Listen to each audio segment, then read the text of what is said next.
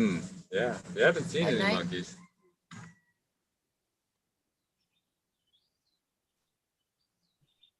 And we are This on that live. side. Hey guys. How's everyone doing today?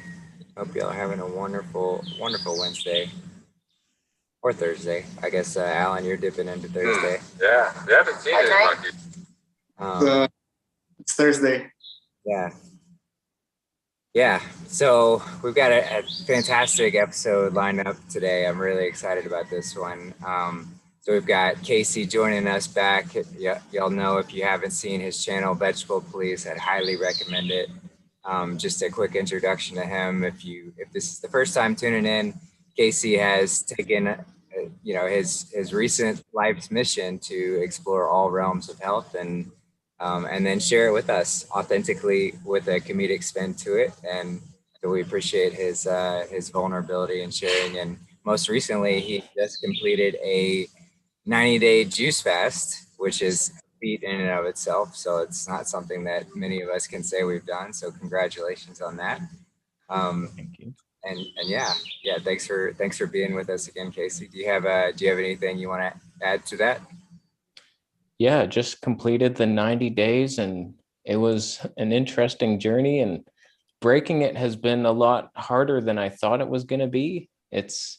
We'll get into that more in the show, I'm sure, but yeah, it's not gone smoothly like I thought. I thought, like, okay, now I'm just gonna eat nature's food. We're frugivores and it's gonna glide through me, slapping high five with all my bacteria and no struggles whatsoever. And it's been rough, like much harder. Things are adapting now, but it was not easy. So you got to go slow. Like, I'm like no fiber for 90 days and you think you're just going to eat these big fruit meals. It's like, slow down, maybe have one piece of fruit and then juice the rest of the day, and then very slowly do it. But yeah, it's been a bit of a struggle, but things are turning around now. Like 3 weeks later, I think we're getting back to normal.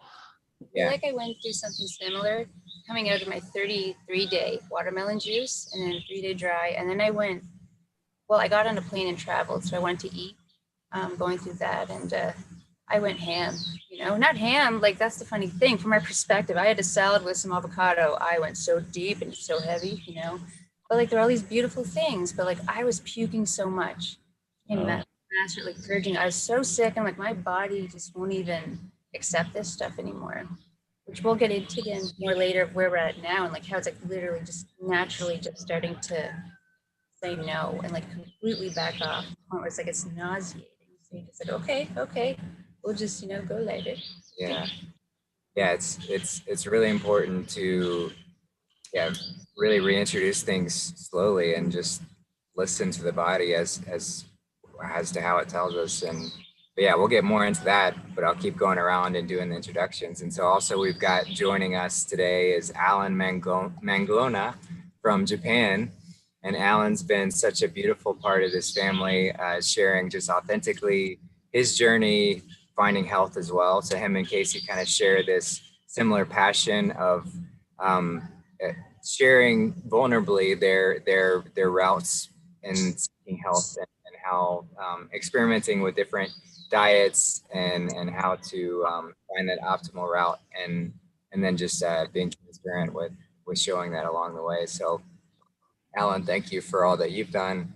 Do you want to give a couple words for your introduction as well?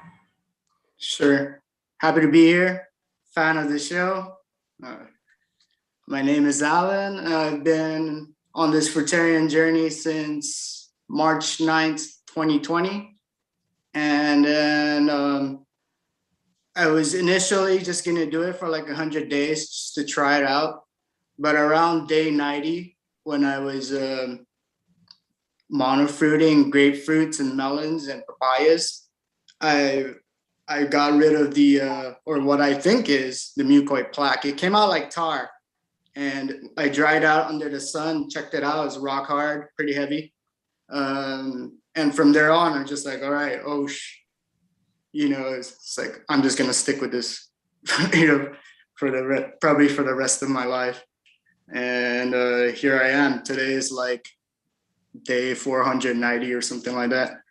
And after day 100, I was experimenting with other different raw foods like raw vegetables, raw mushroom, raw seaweeds, raw nuts. And then, I didn't feel as good as I did just being on fruits. So now I'm just strictly on fruits and dry fasting. I haven't drank water since May 28th of this year. Just eating fruits, hydrating from fruits, and then dry fasting. Nice. Wow, that's impressive. It is something to where the fruit, it's amazing how hydrating it is, and we don't really realize it until you start eating it regularly. But like there's no desire to drink the water, and a lot of studies you even find that water can almost dehydrate you. If you drink too much water, it can pull away water from your cells, which is an interesting phenomenon. But the water structure within the fruit binds to our cells a little bit better, so it holds to us. It's fascinating though. But yeah, thank you for being here today. And then also I've got here next to me, we've got Team Honey, who most of y'all know, but in case you haven't met before, Team Honey is this magical duo of divine music channelers, and they've also been exploring the health journey as well, and going deep within the fruit, and also recently been experimenting with dry fasting. So these two have been researching a lot into dry fasting and experimenting with it, kind of cycling here and there. So I thought it'd be wonderful to have them join us today and add to the conversation. And as we just all kind of go our own path into exploring health, but it's helpful to discuss with others and see what others have done. And so we don't necessarily have to go through all the same mistakes, and we can kind of learn from each other. Thank you both for being here today. Y'all want to say a quick word about anything? Yeah, just having fun with it. It's becoming a lot. It's really fun. This quantum spaciousness of consciousness, and how we can interpret the process, and the dry fasting really helps us with integration and balancing out our body's relationship with different densities. So it's just that next level freedom, sovereignty, where you're not attached even to any food, any consuming, any drinking, and then like you spoke about maybe before the show, Alan, about the sleep. It just seems to naturally come, and the sleep goes less and less. And then that's our natural state. Yeah, and it's helping us access space within ourselves that's this true, genuine purity of thought, when you're embodying it. It's so pure and so present, and that's the timelessness of it, really, just so present that like you're just enjoying like the art of this creation. And there's so much more we're gonna witness and feel, deep ceremony. We're in a big, giant ceremony. Yeah, just love everything, celebrating ceremonies. And you guys are going so deep. Amazing. Thank you. You're so deep, Yes. Not a lot of people are doing this, going this into the fear, into the journey. Beautiful. Thank you. Yeah, truly pioneers in this movement, and helping to, just get us back to, I do believe that this is our natural state. This is where we are moving back to, but we've had this whole time period where we've shifted away from our natural state, whether, by for whatever reason, but now we're journeying back to it. So it's exciting to be kind of on the front lines and paving that way forward, so that we can get back to where we can thrive optimally. Because kind of as Kara was alluding to, we are naturally just creative beings, and we want to just exude our creative essence in all sorts of ways. But if we have to be bogged down by these physical limitations, it can certainly inhibit and keep us from doing those sorts of things. So exploring ways of tapping into energy from the ether around us and everything that surrounds us, and exploring these different methods of, you look at a piece of fruit, which is essentially the breath of God breathed into this tree and provided for us to take that breath and to use, and then take it a step further and say, well, I don't even necessarily need the tree. I'm just going to take the breath of God and use it as that eternal energy that we always can tap into, which is exciting.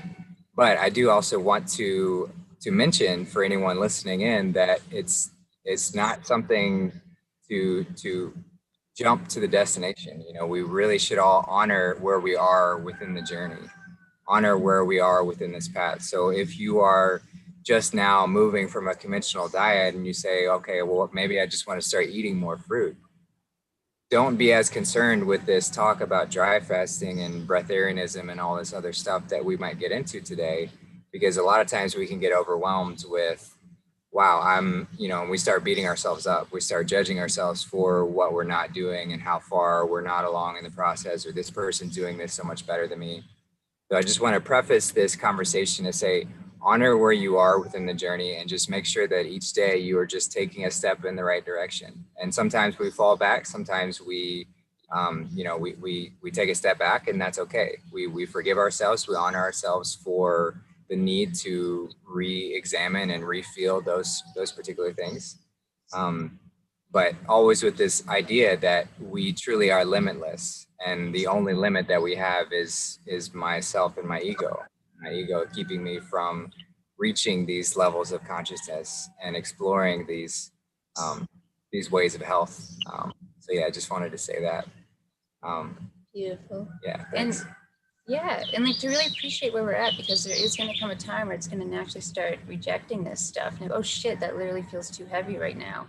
So it is a gift wherever we're at, and we get these experiences, and we can still use this like breatharian consciousness and that purity of thought for like these denser foods, whatever you want to call it. And then when we do dry fasting, it's just bringing us into a deeper awareness of that creative nature, like you say, because geez, what can come through us? And that's the cool thing about people who do like light language and stuff. Like you just allow yourself to flow, and that's what the music is. You're just flowing with energy, and it charges you up like a battery, like you're just magnetically, and it just shifts the whole field. And you can do that like with anything, you know. It's just it's so powerful. Like you're all so magical. We're all such magical alchemical beings. Yeah. Sweeties, you're both so pure. I love you too. Oh my gosh. Yeah, you're so incredible. Yeah, you're both so devoted in your own authentic way, and it's so fun. This is an amazing, just energy. Thank you for inspiring us. You're just knights, and your horse is just riding through the rivers of light, like there's some elves in Lord of the Rings. Yeah, thank you. It's fun. It's a fun journey. I mean, we all know what it's like to not feel very good. And it's like, it can change so much. Like just striving to feel better, to feel normal. And it's like you were saying before with the insomnia. A lot of people go on water fasts and they're like, how do I fix this insomnia? And it's like, there's nothing wrong with you. This is how it is. Like you just can't sleep. But on my 21-day water fast, like I was sleeping maybe a couple hours, and I'm laying there in bed, and after a while I just gave into it. I was like, I'm awake. Like this is what I'm here to do. Think of something, work on something inside here. Like you have all this energy now. It's like it's freed up. You don't have to sleep as much. Like don't try to, okay, how can I knock myself out? It's just because you're kind of afraid to face what's inside. Like you're alone with nothing. You have nothing to numb you out. Like all this starchy foods we eat for comfort, and then, okay, I don't have to feel these feelings as strongly. When you're on a water fast, it's like you have nothing now. You can distract yourself for a bit with entertainment, but you'll get bored of that eventually, and then you have to just go inside. And insomnia is not a disease. It's just like, here you go. Here's your mind. Go explore it. You have all the energy you need now. So yeah, it's a fun path. It's challenging. It's not like it's the easiest thing. And yeah, like breaking this fruit fast, I mean, nothing but juice, and I ate nothing but fruits and veggies for a while. And I realized like I needed to back down off that a little bit. Like it was such a hard cleanse, like just for so long. That's my longest one I've ever done. So I've been having some like tofu. Oh no, like I felt I needed something else. Like I was eating this fruit and I'm not enjoying it. And I want to get Alan's thoughts on this because he's been fruitarian for so long, and I'm eating these perfectly ripe mangoes and I'm like, I'm not enjoying this. Why? Like, am I missing something else? And then once I eat that food, then this will be okay. Like, what am I missing here? So I needed to back off. I had a block of tofu, ate the whole thing, the whole block. It was delicious. It's so plain, no salt, no nothing, just tofu. I'm eating it. Like, what am I doing? This doesn't even look like food. It's a cube. It was made in a factory somewhere, but I was like, all right, we'll do it. And I haven't had any digestive issues. Like I'm still hydrated. Things are good. And I feel a little better. I think I just stopped the intense detox train I was on for a bit and I leveled out. I'm back on earth now, a little more grounded.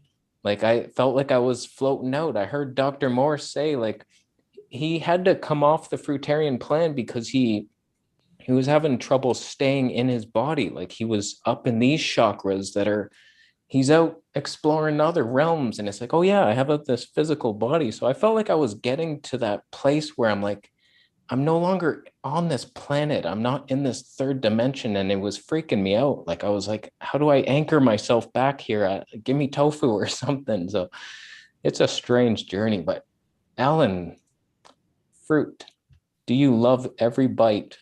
Is it all you need? What is going on? Why am I not craving this? It's like I don't want to go back to any other foods anymore. And just recently, I was able to just quit vegetables too, because yeah, now in my mind it's like, okay, all life is equal, animal life, vegetable life. You know, I want to treat them equally. And so, like, if we eat carrots or if we eat like turnips, we end up killing the plant, or like even coconuts. You break open a coconut, now that coconut can't grow to become a coconut tree. And so I want to just live with as much non-violence as possible and try to plant every seeds that I take in. So if I'm not going to dedicate my time to plant the seeds, I'm not even going to bother touching it, because now I know, like, okay, I could fast for days and I don't have that fear anymore. I've been obese for a long time, and so like I've been open to all kinds of diets and fasting methods. And then recently, around 2018, I started really getting into these long fasts. And then after doing your first like 72 or 96-hour fast, right, even with a water fast, it blew my mind. Like, holy crap, I feel great. How come I haven't been doing this for since way before? And then the more I look into fasting and diet, nutrition, and you realize like mainstream science and mainstream nutrition telling you need 8 hours of sleep, right? So we all have that fear like of insomnia, right? Like, oh, I need 8 hours of sleep. Doctor, I can't go to sleep. Give me some pills. But yeah, I love fruits. So when I got into this diet or this lifestyle, it was actually pretty easy. And I grew up, or I was also living in the Northern Mariana Islands at that time. It's a chain of islands near Guam, and it's tropical all year. So I just pick wild growing papayas, just growing everywhere. There was coconuts everywhere. There's pretty much fruits everywhere. So you don't really have to spend too much money on fruits. And I was just, yeah, eating as much as possible. And at that time, when I started, I was like 180 pounds. I'm like 5'6", 170 centimeters, something like that. And I was kind of heavy, 180 pounds for 5'6". So as I was eating fruits only, around the third day, I could just look in the mirror and see that I was really slimming up, like noticeably, like visibly. And so I kept going, and here I am. Here. Cool. Share show Alan's transition. so y'all can see. Oh, yes. So 2017 was the biggest I've ever gotten. I hit around 230 pounds. And at this time, I didn't know nothing. I still don't know nothing about nothing. But like, I was into weightlifting and I was eating lots, thinking if I eat lots, I'll get bigger muscles and I'll get stronger, and I'll lift weights in the morning and I'll do like MMA training at night, and I was still getting fat. So I was working out twice a day, and I was just getting fatter and fatter. And that's when I realized maybe it's not the workouts, it's the diets. It's the diet. I'm eating like, I'll watch this YouTube channel, Cali Muscle, where he shows like prison style 15,000 calorie, how to eat 15,000 calorie foods and get big. At that time in 2016, 2017, I didn't realize people were on steroids. I was very naive. And so, yeah, I wanted to get big. So I was eating a crazy diet. I was eating meats. I was eating everything. And then I was just keep getting fatter and fatter. And this is the heaviest I got in 2017, 230 pounds. And I realized I need to change things around. So I started looking into diets, and I found the mainstream keto diet, and I got into that. And then around this time, to help me motivate me to keep on this keto diet, I was watching like my 600-pound life on YouTube, and that's where I came across the Vegetable Police channel, where he was like, "Hey, look, before and after picture." But then I realized that's not really the dude from the 600-pound life. But Yeah, anyway, for those who don't know, that I kept getting comments saying that I look like Stephen Asante, the guy who's on my 600-pound life. And I was like, what are you talking about? I had to Google him. And I was like, I look like him. Like, if I was obese, that's what I would look like. So I thought it'd be funny to do a parody video saying, look, I lost all the weight and it's me. And then I said in the video, okay, I maybe just look like him. But yeah, that's my first viral video. That thing has like 3 million views. It was fantastic. yeah, I was really cheering for the dude. I was like, holy crap, he lost a lot of weight. Wait, that's not him? Man. I still get comments to this day like, way to go, Steven. You stuck to the path. I'm like, I said in the video, it's not me. Like 4 minutes into the video. And people are still like, that's not him. It's like, just watch the video. You'll find. Yeah. I had to read the comments too to realize that's not him. Yeah. But yeah, that's like my first exposure to the Vegetable Police channel, and then the YouTube algorithm just keep hitting me with different diets, and I was experimenting too with like carnivore and whatnot. But as I was doing the keto diet was what I started in 2018, and yeah, I was eating blocks of cheeses and pork belly and all this, and I was losing weight. So I was like, oh, this is working. But I kind of hit like a plateau, and I was not really I was feeling good at first, and then it just like, oh, maybe this is not that healthy. Like I'm eating blocks of cheese and butter, and I started adding in more plant-based keto foods like nuts, and I had lots of coconuts growing where I was living in, and so I was eating lots of coconuts, and I was posting it on my social media, on my Facebook. And a cousin of mine who was living in Okinawa saw me just eating like coconuts for breakfast, lunch, and dinner type stuff, and he's like, "Hey, have you tried the monofruiting with the fruitarian diet?"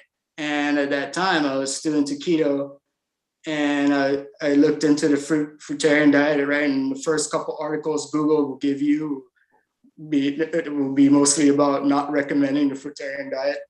And then I was like, I'm on keto. If I eat a lot of carbs, I'll get kicked off of keto. So I kind of just put the fruitarian diet aside. And this was like in 2018. And then as I got more into keto and researching more into keto, I got into fasting, realized, hey, fasting will boost up ketogenesis or speed it up and whatnot. And that's kind of where I started my fasting journey. And yeah, I did all kinds of other diets, carnivore, looking up carnivore diets, vegetable police come up. Try the vegan diet, look up vegan diet, vegetable police come up. Yeah, it's like, oh, sweet. This guy is pretty funny. Done them all. Yeah. And so, yeah, it's like, hey, we're going through a similar journey, because when I first went fruitarian, the first 7 days I went through a bunch of detox symptoms. I was feeling pretty weak, and it was really hard to get out of bed. But at around the 7th day, I felt so much energy. And in the first couple of workouts that I'll post were pull-ups. And I sent Justin a video of like day 100 on just fruits, of me doing pull-ups, and pull-ups was like my favorite workout. And so when I saw you doing your one arm pull-up, I was like, yeah. For some reason, there's something about fruitarians and pull-ups. Yeah, I'll pull that one up real quick just so we can do a quick share. Some pull-up action. So I got this like 5-gallon water jug. I don't know how much it weighs. I think around 20 pounds. And then I'll strap it around my waist and do these are chin-ups actually. I'll do pull-ups and chin-ups, but this video is of a chin-up. But now you got to do that with the water with one arm. Yeah. Yeah. Oh yeah. So I started at 180, and during the detox, my weight dropped all the way to like 119 pounds, I think 54 kilograms. And then it kind of went back up. And now I hang out around 60 kilograms. And so when I started a citrus only, when I was during that citrus only phase, since May 28th, I'll eat bunch of citruses, and then I'll dry fast as long as I can, and I eat a bunch of citruses again, or I'll juice them in my mouth and I'll spit out the pulp. So it was pretty much a solid food vacation plus dry fasting. And I realized that my weight didn't move from 60 kilograms, which is like 132 pounds. And so that's when I kind of start thinking about, hey, maybe calories there, doesn't really apply in this stage. And I remember one of the Mankind show, the Mankind's Quest for True Health show. I remember Kasey was asking about calories. I think it was to Josh X or Remembrance. I don't remember. And that's around that time where I realized, hey, maybe calories don't really matter. Calories don't really matter at a certain stage.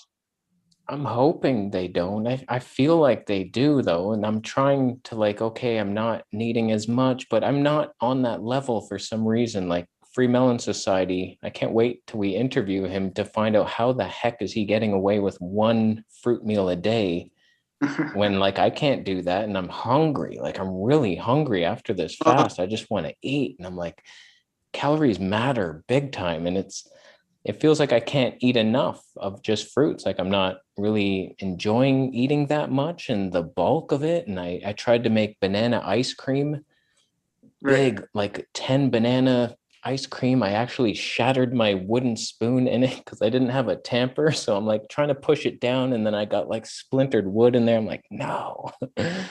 So I ate a bit of it, and I was like, I don't even like this. So I don't know. I don't know where I stand on the calories mattering or not.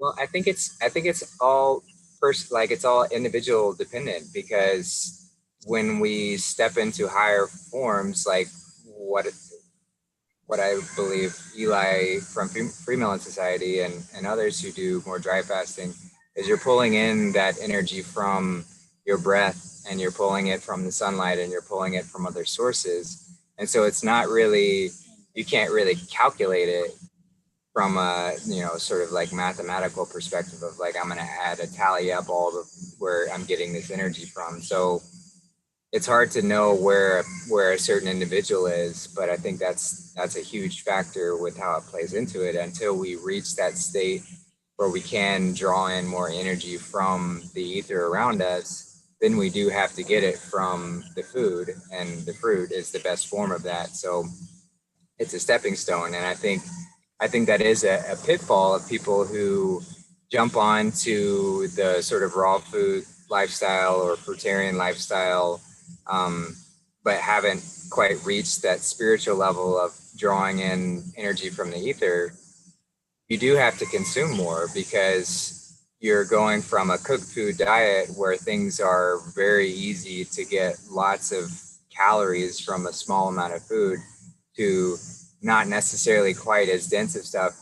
Fruit is a lot more dense than vegetables are, so fruit's optimal in that regard. But you still do have to be conscious of consuming enough to where you feel satiated and feel that level of energy that you might be used to. But it all kind of has to be intuitive, and you have to play it by ear. So yeah, I'd love to get Eli on. I still keep asking him. He's just been busy, but we'll get him on at some point. And for those of y'all who haven't checked out his channel, Free Melon Society, his latest video was actually very relevant to what we've been discussing, especially with Alan talking about how different people can heal from keto and different forms of diets, when it's not necessarily the optimal route.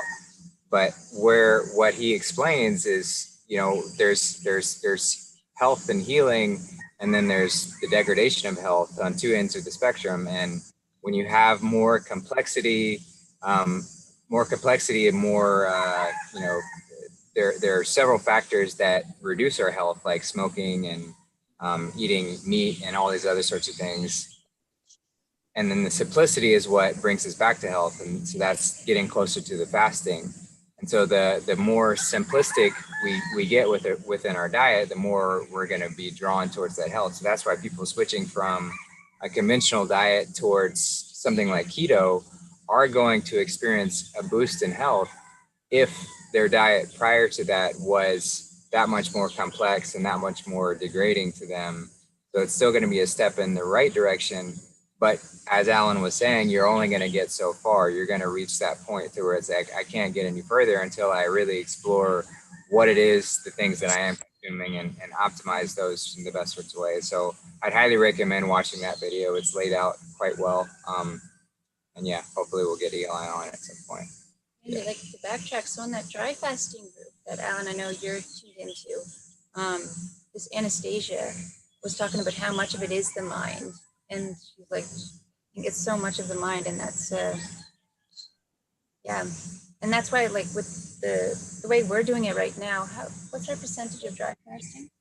Well, we do 1 day of consuming, which is usually, well, it's always juice. And we've actually incorporated pasteurized juice, which we've been hearing from the breatharians, at least one breatharian in particular. Yeah, Ranjit. And so we'll do some juice. And then myself, I love to have avocado with like sea medicine wrap with some tomatoes. And so I'll have that. Kira would love to have more of that, but her body just doesn't want that much density anymore, at least at this point. I'll have like a couple bites, but then I start to feel nauseous. But I still we love the living juice when we first wake up. Well, we'll go dry for like the typical 12 hours, but maybe around noon, 11, I don't know. Depends. Yes. We'll try to be consistent with consuming that juice, and then the solids. We would like to do that earlier, and I feel like I'm just gravitating away from it. But that's when we'll have the pasteurized juice later. And the dry fasting, it allows your body to turn on things that have been dormant, It's already there. That's like the technical part of it. If the spiritual stuff is like far-fetched, it's just, think of like how much we put these bodies, these temples through.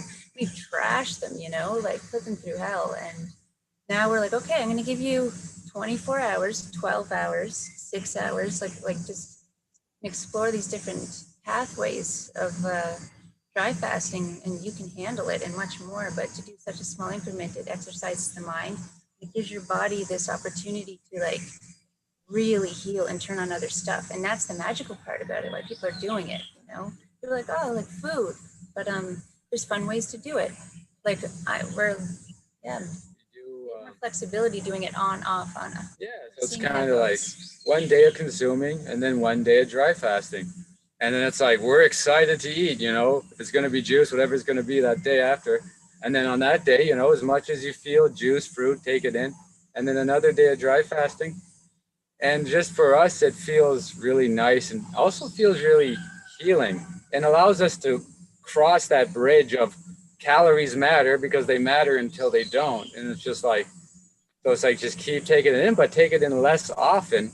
And then you're starting to train your system to live in that natural fasted state. It was who suggested that, like, I think Anastasia, if you do eat, or you just eat a tiny, tiny bit and you just have like a bite, you're still activating the digestive system. So like, okay, just go all in, and that's like with the mind. Don't just like, if you told like go open, like completely open your heart up to that experience and be present and just take it in. And we would love to do, Alan, as your suggestions, like you saying that the patients do 9 to 11 days.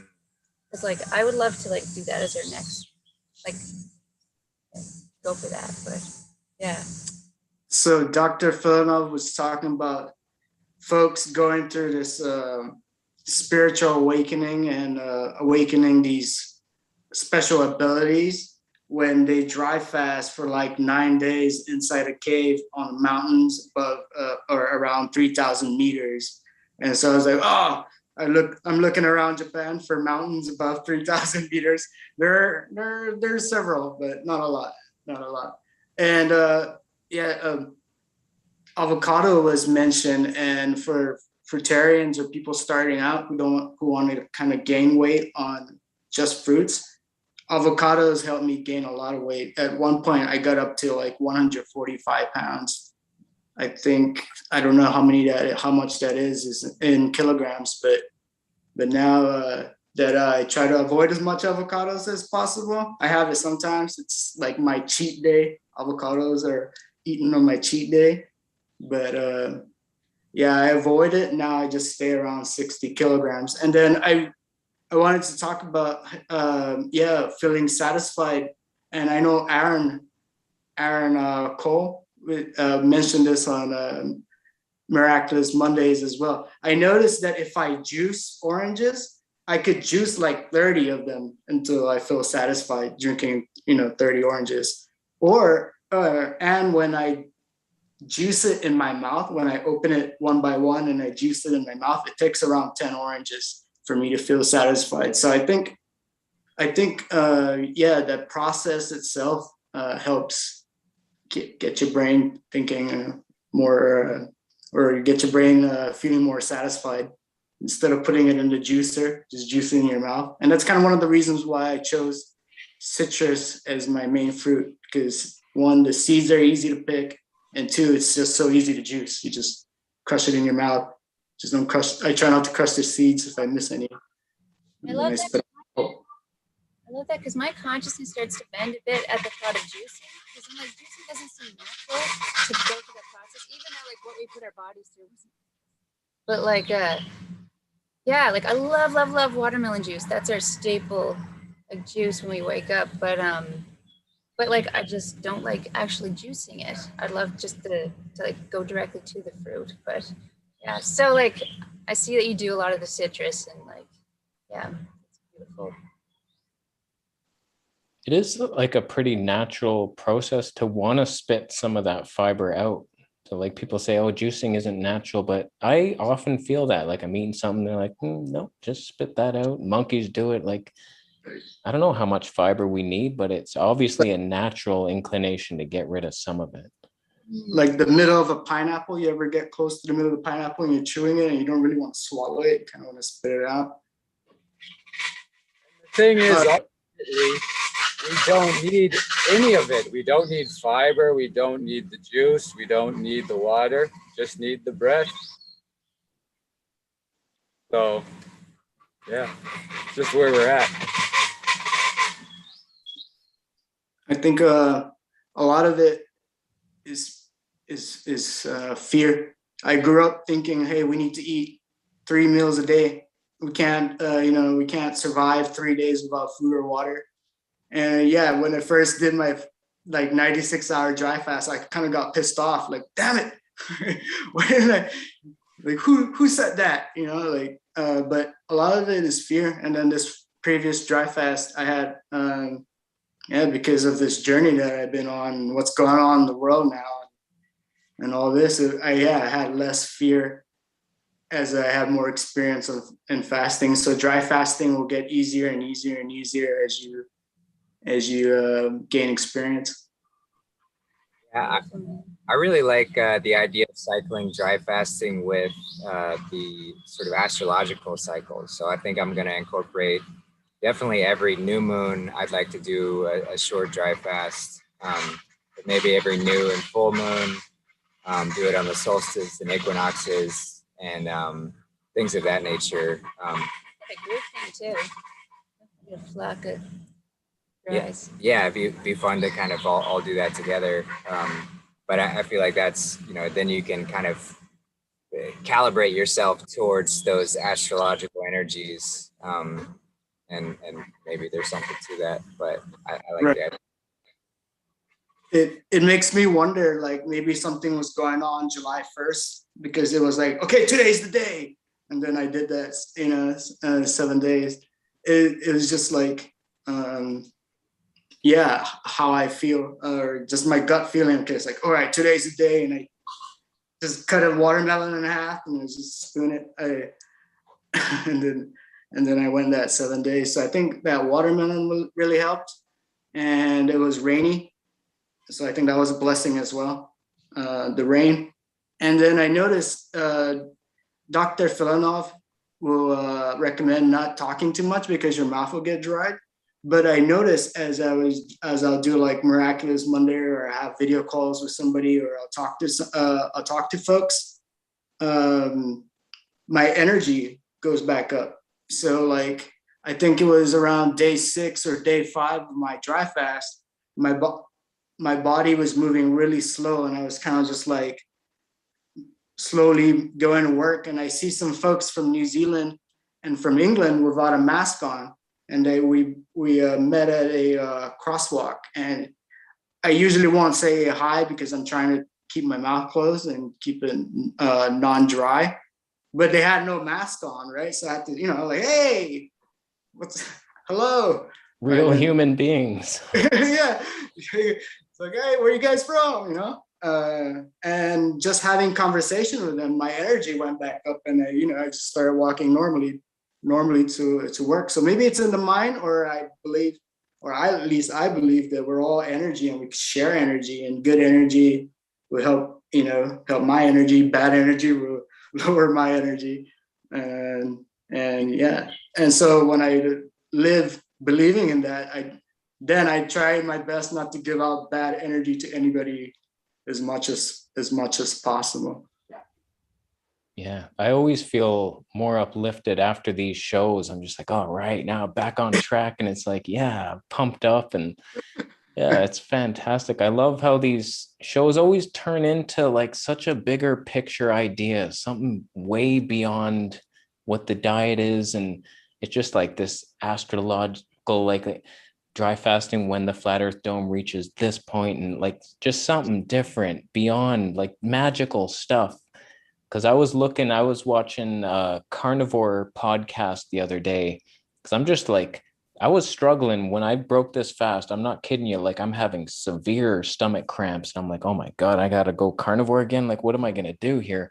And I'm just watching some shows, and it was like 10-year carnivores, their best ideas on health. And it was so left-brained. I notice it now after seeing your guys' shows for so long. And it was just all logical thinking, like meat tastes delicious. Meat is great. I never fart. Carbs are bad. Carbs will make you fat. Salt is great. And like, it was just not one like bigger picture. How can we help humanity? How can we change the world? Is there magic in the universe? Like, it was nothing like that. And that scared me away from even looking in that direction. It's like, wow, that really is just to anchor down here on the planet and repeat over and over again and keep coming back here. Like, there's no magic to that path. And you guys keep bringing me back and reassuring me. So thank you so much. Even though I'm having my tofu, don't take my tofu away from me now. That's the beautiful thing about this experience, is when we can kind of separate this idea that I have to have something for, to be here, you can look at that tofu as an experience. And so it has a little bit less a hold on you to keep you rooted down. It's more of just, I want to experience this for the sake of it, because I truly do. And I've heard people speak about how once you reach a certain level, it doesn't even necessarily matter what food you consume. It doesn't affect your body in the same sort of way. It just purely is an experience for the sensations of it. So you can take it and then you can leave the residual effects behind. So you might have even reached a level with that, with the tofu. You know, I haven't experienced with tofu. I don't know how it would settle with my body now, but maybe you've reached a state to where the tofu just doesn't sit with you, or maybe that's something that for you specifically is not necessarily a harmful thing. And, you know, I think it's funny we have these conversations about like cheat meals with avocados and tofu now. like that's the conversation, you know. We're shifting away from what our guilty pleasures are now, which is just a hilarious kind of observation with that.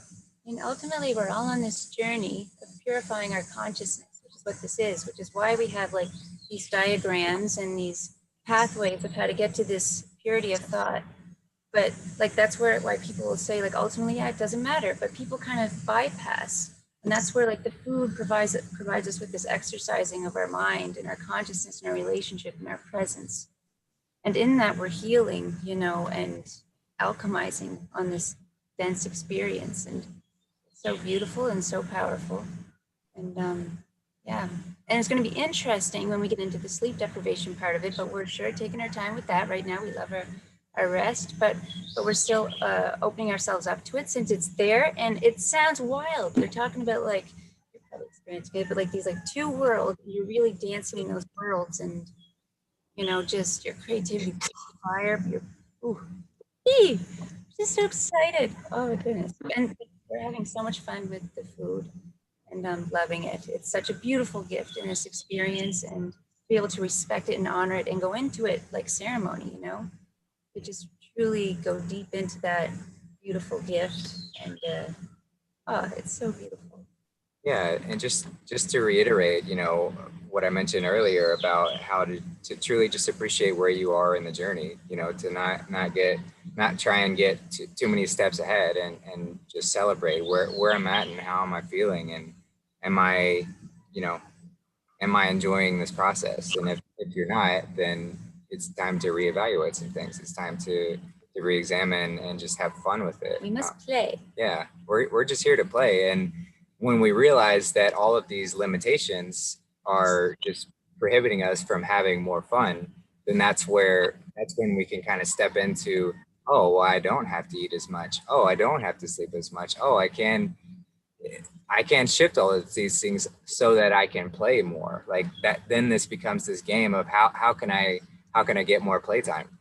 And it just becomes a lot more fun that way. So it's beautiful to remember that, and not get so fixated on like, oh, I have to, you know, diet this, and because diets in essence can be mental traps, or they often are. They're these things we get fixated on, and it's like, I have to eat this certain way, and if I don't feel this certain way by eating this particular thing, and if I count all these things, and we get stuck in this mind game, and we start just thinking all the time. And then that brings in the whole other side of the equation, which we haven't discussed that much, but it's the mental part is arguably much larger. And we've talked about that a little bit, but when you get so fixated on the physical and the diet, but your mind is churning, that can take away a lot of progress of the diet and purifying your vessel from that sort of perspective. If you're constantly churning in that thought and just driving yourself insane, you're kind of losing ground from that perspective too. So it's really vital to find that balance. And you do have to start with the food. You have to start to get to that ability to where you can quiet the mind, but don't make the food be that trap to get you to accelerate your mind to where you're not able to quiet it in the other sense. So it's this, yeah. And that's where we get into nature and the flippin' diddly sweetling healing abilities of nature. My goodness, like the wind, dry fasting, you feel it charging your body. The waterfall or the water, just go hug a tree, go sit with a tree, just rub the leaves in your face and you'll feel your whole essence charge up, you know? That's what we use in ceremony. Like there's lots of branches that have fallen over and pick one up when it's dry and you know, it's a little, you can rub it on yourself and you're just like, woo! Energy sweeping. It's just like we need to go connect with nature. That is just some ancient timeless consciousness that is opening itself up to us. And if you go into it long enough, you'll just feel like all that illusion and all that distortion just draining and going into the earth. When you allow your feet to touch the earth, you're connected, you know, on that physical density, and it's magnetizing, pulling it out and cleansing you. And it's so powerful. And that is doing some really powerful work in allowing yourself to just go out there. Go in, yeah. It's amazing. It's amazing. It's amazing. And there's so much magic, you know, beyond the trees. Like we're wild, creative, like explorers. Like that's our imagination. It's so beautiful. And you're an artist just in allowing yourself to perceive in such magical ways. So sweet. Yeah, there's so much more to it. The mind is so powerful. I remember watching a video like way early in my journey. It was from this girl, Audra. I don't know if she still makes videos, but she was a vegan channel. And I was like super strict, afraid to eat anything else, like just all like 100% whole foods, vegan, raw till 4 type of thing, the odd steamed broccoli and potato meal. Like I wouldn't touch anything. And she said something like, just relax, like go have a vegan donut or something. See what happens to you. You're not going to die. And it's like, and I did, and I just let loose for a bit. And it helped my mind. Like I didn't die from it. I felt pretty good actually. And I had a fun little period on my channel where I was eating these vegan junk foods for a bit. And sometimes you need to experience that life. And that's not a bad thing. Like after this fast, like whenever I used to eat soy, I would get stomach cramps, like it would hurt. And now, like after clearing out 90 days worth of meat sludge, like that did wonders for my digestion. Like right now I'm having no gas. Like I've had tofu and hemp seeds, and I had sprouted lentils the other day. Like you would think that for sure would not they were gross, by the way. Thanks for suggesting that, whoever did that. Those were just sprouted lentils. They taste like just poison and grass mixed together. So that was a fun meal. That was my cheat meal.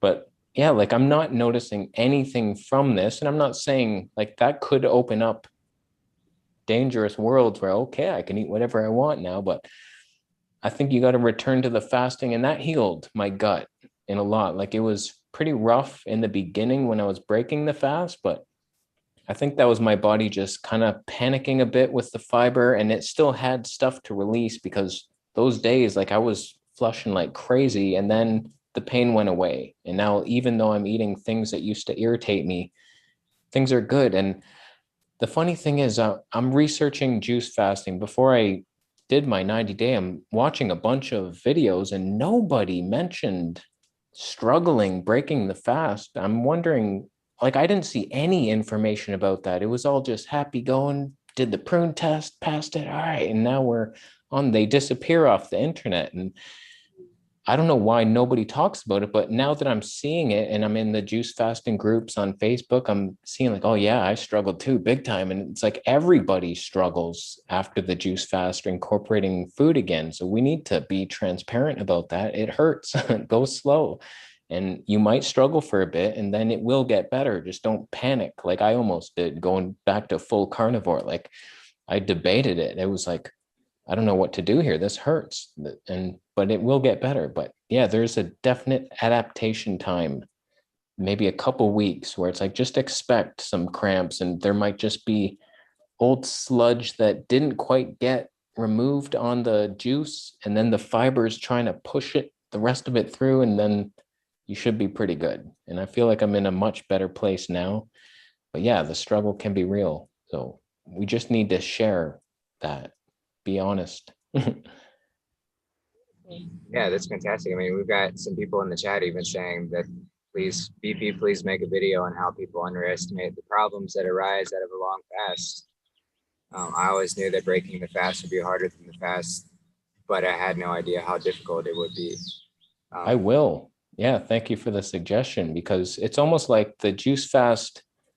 I remember my mom went to a Buddhist monastery for a year, and it's like I kind of liken them like that. The fast is going to a retreat where people prepare all your meals, they teach you how to meditate, everything is structured and easy, and breaking the fast is leaving that place and trying to do it on your own in the real world, and things get a little dicey, and then you're like, what should I eat? How much do I eat? This is weird. I was so used to 6 liters of juice a day and we're done.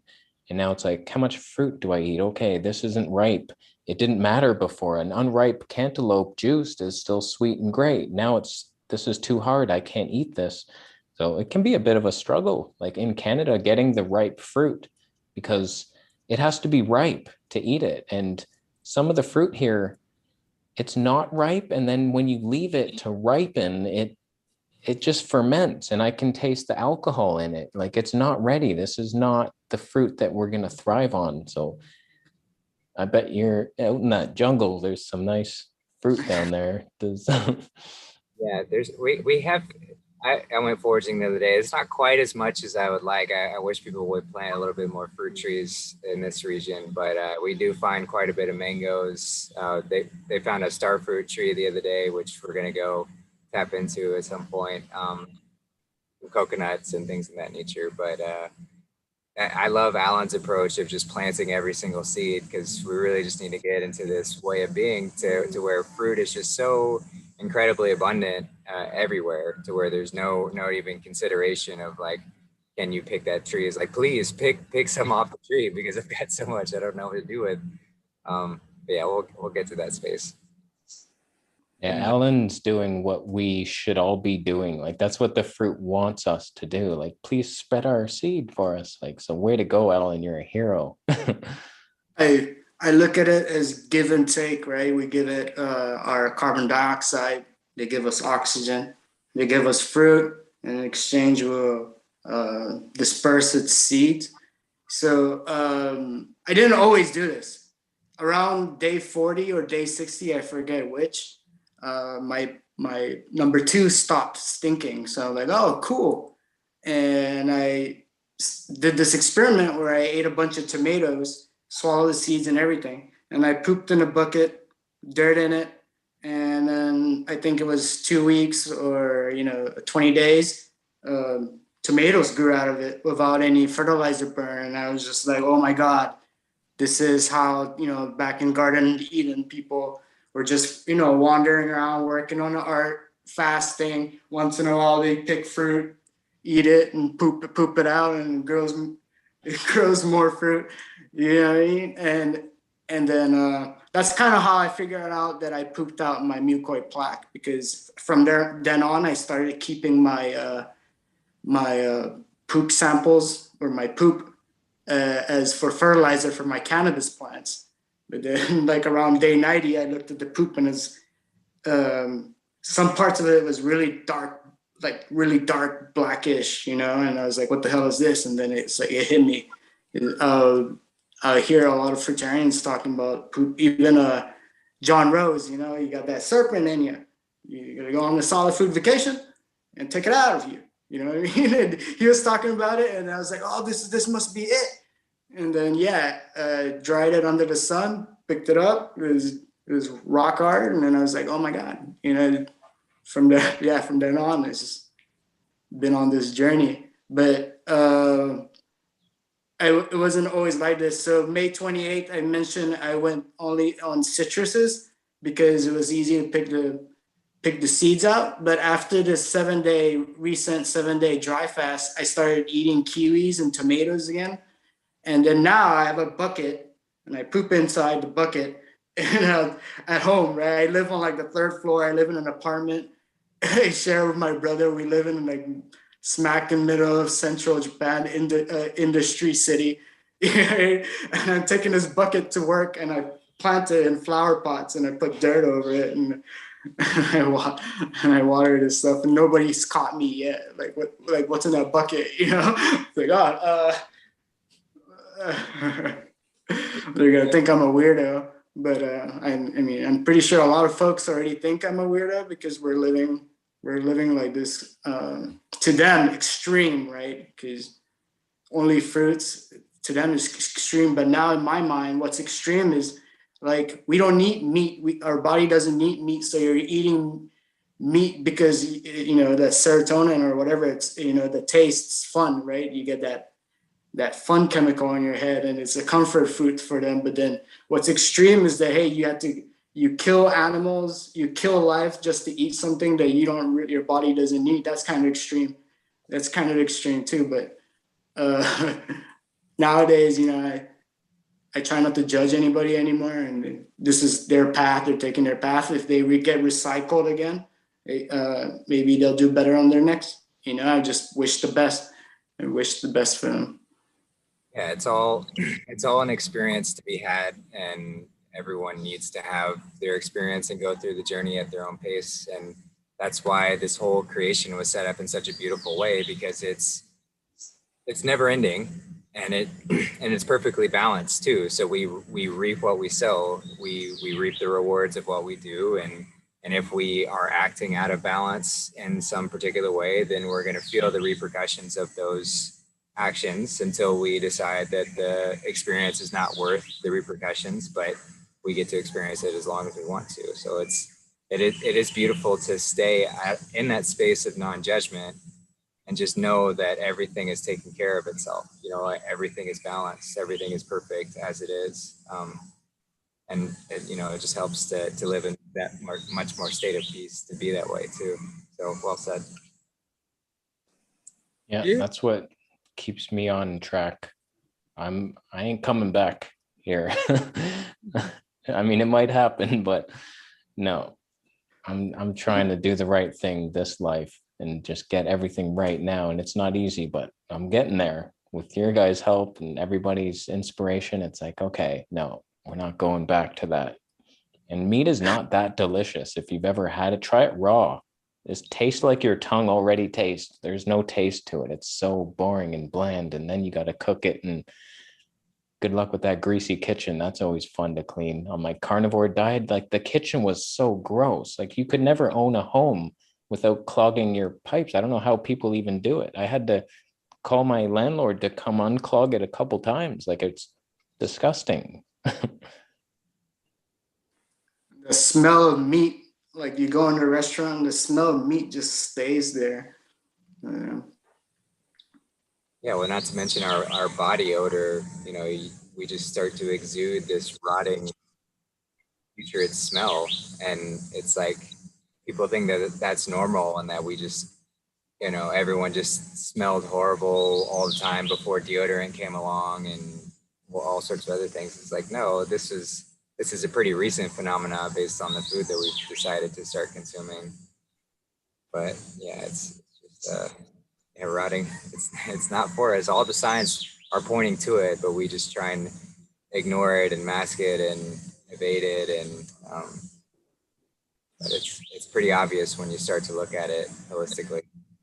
And to bring up again how important going out to nature with the mother is, all of these equations, that's an ancient healer, you know, and I feel like we often forget about it so much. You go out for like 20 minutes, 30 minutes. It's like most of our time really should be spent out there. But I do love hanging out inside once in a while or for the entire day and listening to music. But just, there needs to be a balance, and it's this powerful medicine. And like that shift in perception from going out there can completely change everything, you know, from where your current state of mind was. And that's that miracle alignment. And yeah, beautiful. Yeah, I love nature so much. That's what today's video was on my Vegetable Police channel. It's just all about us being the caretakers of animals. Like you've heard, we have dominion over all animals, and then some people will somehow take that as that, oh, we can kill any animal and do whatever we want with them. It's like, no, we're here, like they trust us. I was out there, like I'm shooting this family of ducks, and the little babies are playing around, and I've never seen a duck go so fast. I don't know what they were doing, but the little babies just took off like a ski boat. Like it was just like boom, all of them, they were racing, and it's like, look how much fun they're having. And then I saw this other little duck by the shore, and he came right up to me, like he was looking right at me. He was going to walk towards me. I wish I knew what they even ate. I wish I had food to feed them. And just getting out in nature, and it's so obvious, like we love animals, we want to take care of them, feed them, help them. That's what we're here to do. So nature. Yeah, they're our friends, not food. Yeah. Yeah. Not food. Yeah, I mean, they're I mean, all nature is, but animals specifically, they're just here to remind us of the magnificence of God. They're here to remind us of just how beautiful this creation is around us, to be these like little angels that can pop in and completely change the dynamic of a scene in such a powerful way. But it's like, there's the creative essence of God. There it is, right there, who created this magnificent creature that has nothing, you know, has nothing to share except for its beauty, and it's just its own essence. But yeah, they are just beautiful examples. I notice when I do these long dry fasts, going for long walks in nature or areas with a lot of nature really helps out, and it gets your mind off the dry fast, and it really I feel like it changes your energy. It gets you like into a higher frequency. I went mountain climbing and with no water, with no fruits last summer with a cousin, and he's drinking water. And this mountain is not really like a hike. It's like a 90-degree where you're holding a rope and you're just climbing up. And even during that dry fast, I feel like I was just getting energy from the sun and from nature and just breathing all this in, that I was able to complete the course without any water or without any food. And I think that was like one of my first experience is like, hey, you know what? Maybe maybe this prana thing really does exist, you know. And so yeah, it's experience. I guess the more you experience with dry fasting instead of avoiding it because of, you know, fear. I guess experience will help it. Hmm. Yeah, let's talk about dry fasting for anyone who's curious to kind of step into that, and kind of like what a good way to step into that might be. And from my experience, you know, just to start slow and start with, you know, look at our typical sleep cycle, and just try and extend that to maybe like 12, 14, 16 hours of dry fasting. And this is where you don't consume any food or liquid for that period of time. But there's a lot of talk of, if you can hit that 12-hour mark, which is pretty simple to do, because I mean, if you're thinking you're sleeping for roughly 8 hours or so, if you're still sleeping that schedule, that's only 4 more hours. So you can do that on both tail ends of that, and you're not really going out of your way to change much. But the amount of healing that you're introducing by incorporating a dry fast, an intermittent dry fast on a regular basis, you're giving your full body just that time to reset, and just to have that time where it's got that peace, it's got that stillness and silence, and can really recalibrate and focus on any particular healing that it needs to. And then from there, you can kind of expand on that and say, you know, maybe I want to take that to 18 hours. Maybe I want to do a 24-hour one, or maybe I want to keep it going from there. But just take it slow. And if your body, if you feel like it's too much, if you feel like it's gotten to the point where you're really uncomfortable, then don't force yourself. You know, don't go into this idea of like, oh, I have to do this for this amount of time, and it has to be this this way, and if I don't do this, I fail. No, just take it slow and feel into it. And that's in general with whatever sort of change in what we consume or how we're consuming things. Make sure to just feel your body and do what feels right. Because if we try to bite off more than we can chew, sometimes we can get caught up in this process of trying to skip to the finish line or whatever else. Become competitive. Yeah, You know, definitely. we don't competition. Right. Some folks who have like, I notice, who have like caffeine addiction, coffee addiction, it's a lot more difficult to fast. So yeah, do that 12 first, see how you feel, and then slowly add more hours until you could kind of wean off of that caffeine addiction. Also, I might have been diabetic or pre-diabetic since I was a young obese child, because when I go like maybe 4 or 6 hours without sugar or food, I'll have these shakes and I'll have these cold sweats. And back in the day, I thought that was hunger. You know, I would think that's hunger, and I'll just keep eating, and I'll just keep getting fatter and fatter. But so like if folks do have blood sugar issues or struggle from hypoglycemia. This is just from experience. I don't know if it works for everybody, but I noticed the apple cider vinegar helped maintain my blood sugar, and also fasting, not long amounts at first, but short amounts will eventually get your blood sugar maintained. That's from my experience. But yeah, and what's great is that this fruit diet, even though there's a lot of sugar in these fruits, it doesn't affect my hypoglycemia, and I don't struggle from it. So I'm like, mainstream science, and fruit sugar is the same as all sugar. I think that's BS. And I think a lot of it is BS. So like we have to unlearn a lot of things.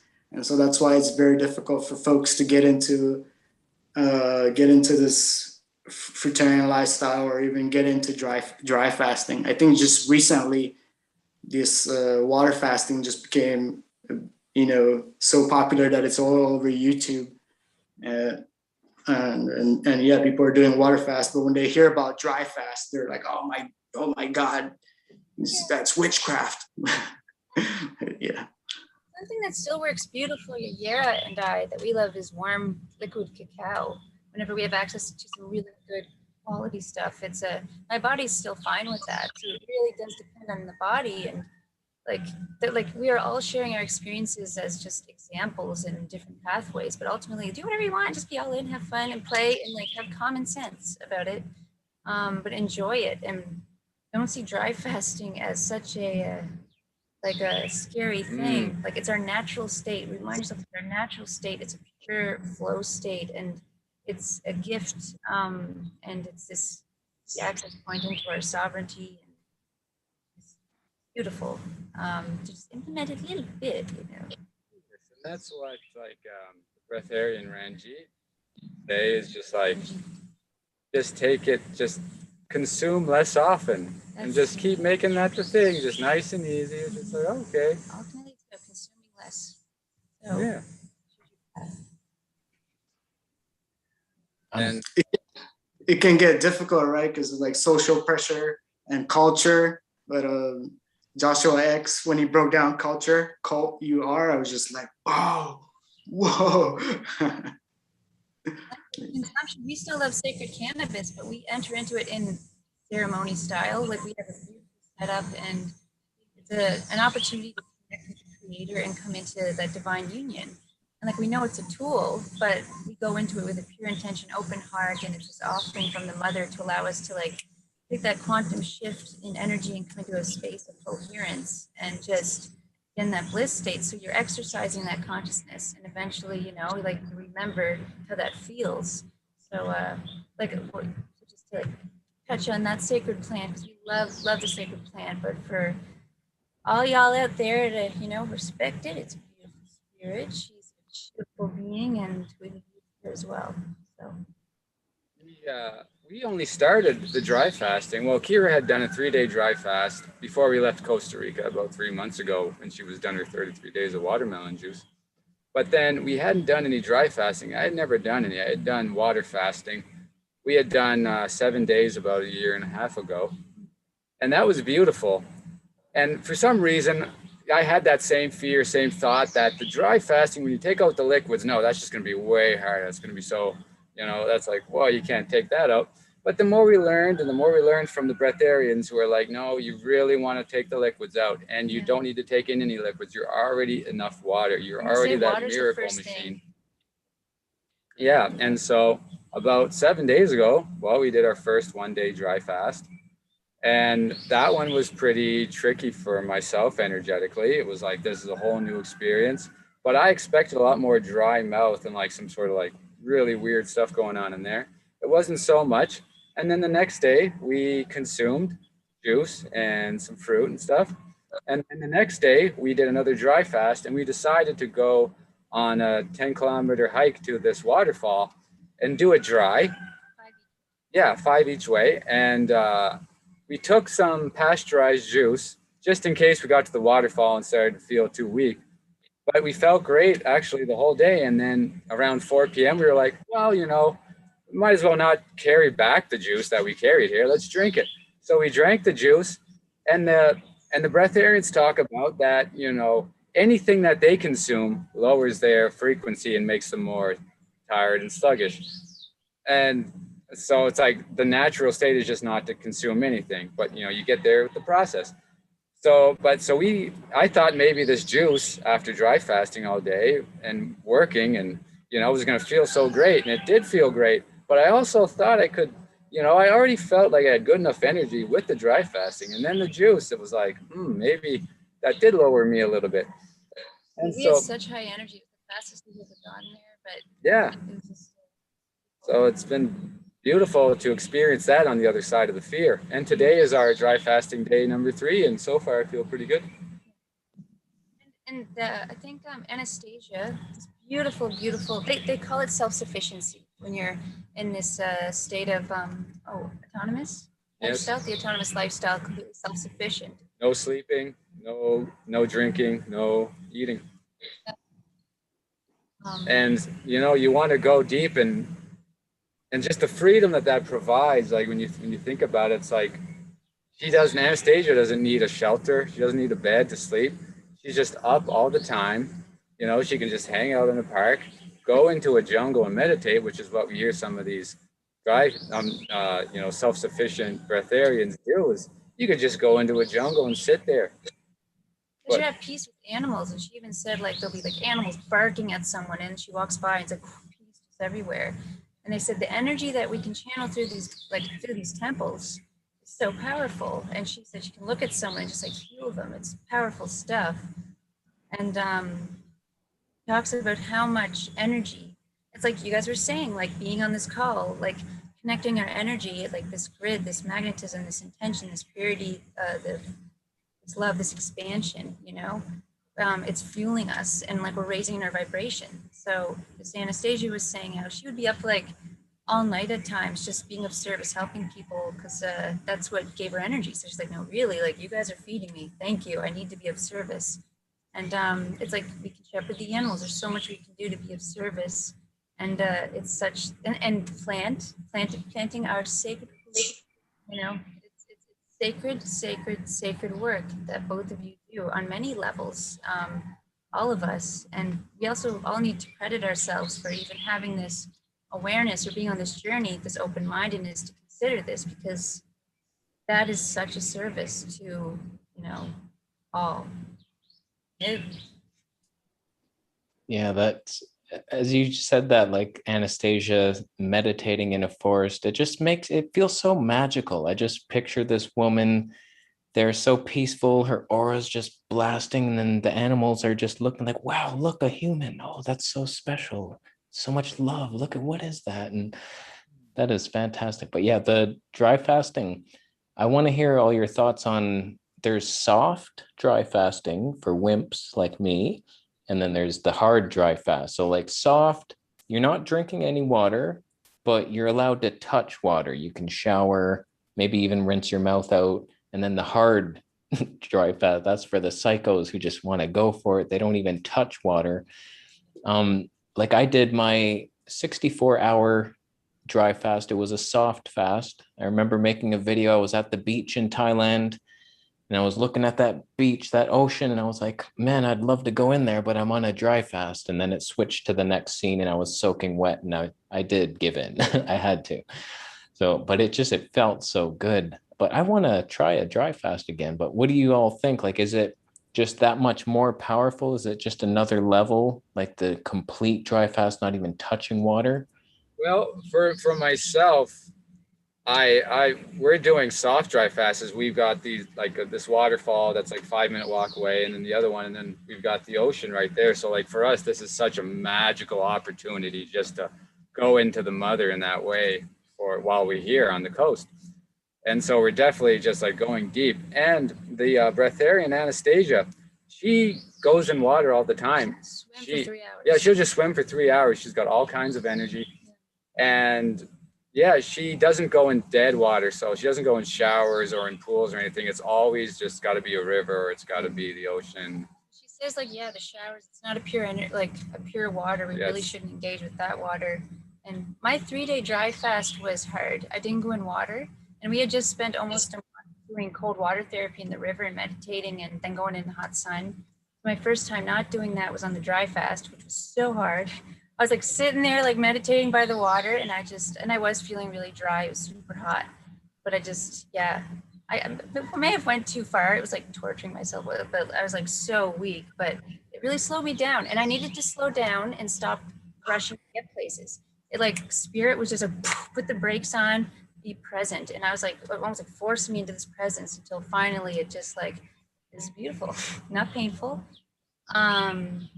But I love doing the soft fast now with the water, and I've been saying like I'm going to stick to working with water for the dry fast, because like on our hike when we went into the water, it was like up to here, and it's just us bathing in the hot sun.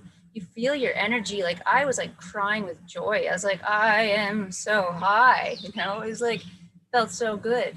And the ocean, like it just charges you up. So if you do have access to water, like it can be like the tiniest little creek, and we'll just lay in the creek. It really does help with the dry fast. And if you don't have access to that, then like I pray you lie into that soon. I think the hard dry fast is like a deeper level of detox and autophagy, right? And I don't know how true it is, but supposedly our body breaks down cells and fat cells, right, to make water, make these pure water. So if you're hard dry fasting and not touching water at all, your body's really working on breaking that down and detoxing your body. But my longest hard dry fast was probably like 48 hours. But I think in order for folks to be able to do that, we have to kind of like get time off of work and find like solitude, like where Justin and Team Honey's over at, and just be in a peaceful area and not talk too much and get your mouth dried. Maybe I would love to go there and just like hard dry fast, and listen to music and just not talk. Listen to the Team Honeys, singing and playing music.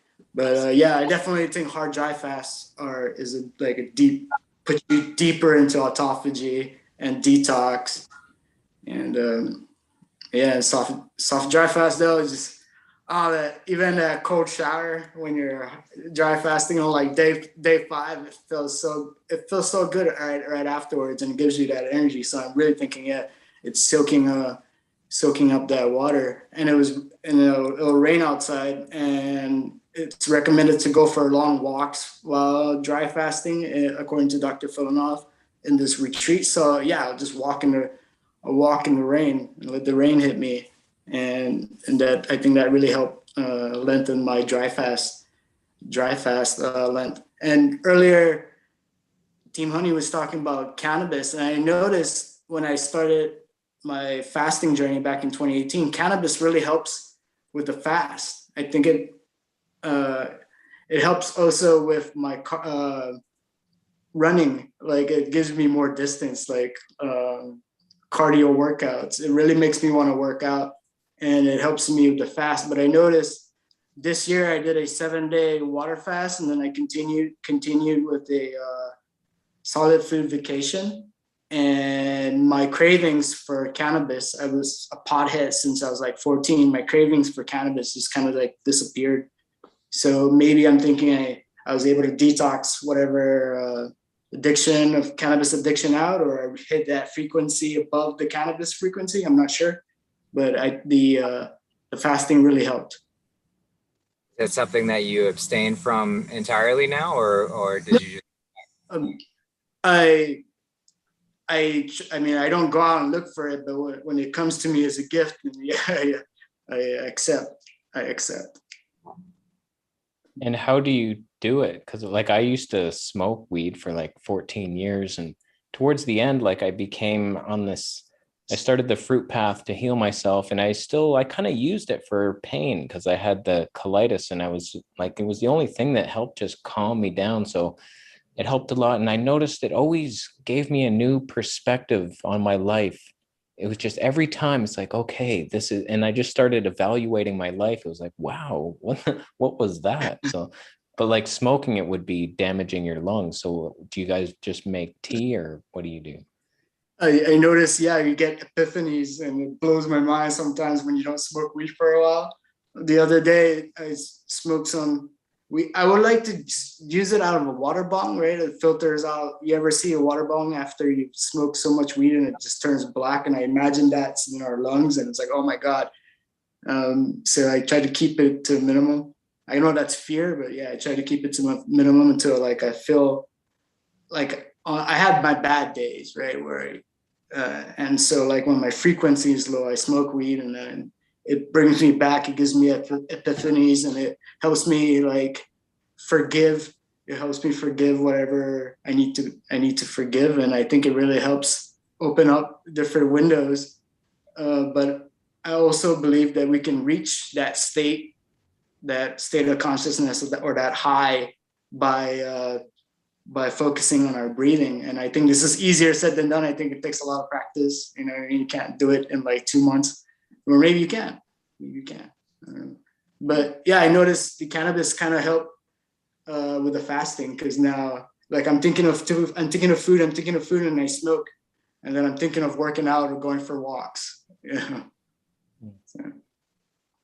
Beautiful awareness. And yeah, it's a tool. You know, we still use a sacred water pipe, like a bong. And yeah, we don't smoke a lot when we do. We take a little bit, and we're consistent whenever we do. And it's been a big method of like, Yera, he's been doing a lot of physical trauma healing from nerve damage for a lot of his life. So that's something that like the plant medicines have really helped him with, like, you know, some big differences in even these diets or these paths, the fruitarian path, breatharian path, like it's all shifting a lot. And with me, it's a lot of just like putting down the whip from self-sabotage or being hard on myself. So a lot of psychological stuff. And the sacred cannabis, it's like this instant reset, and it's really helped that.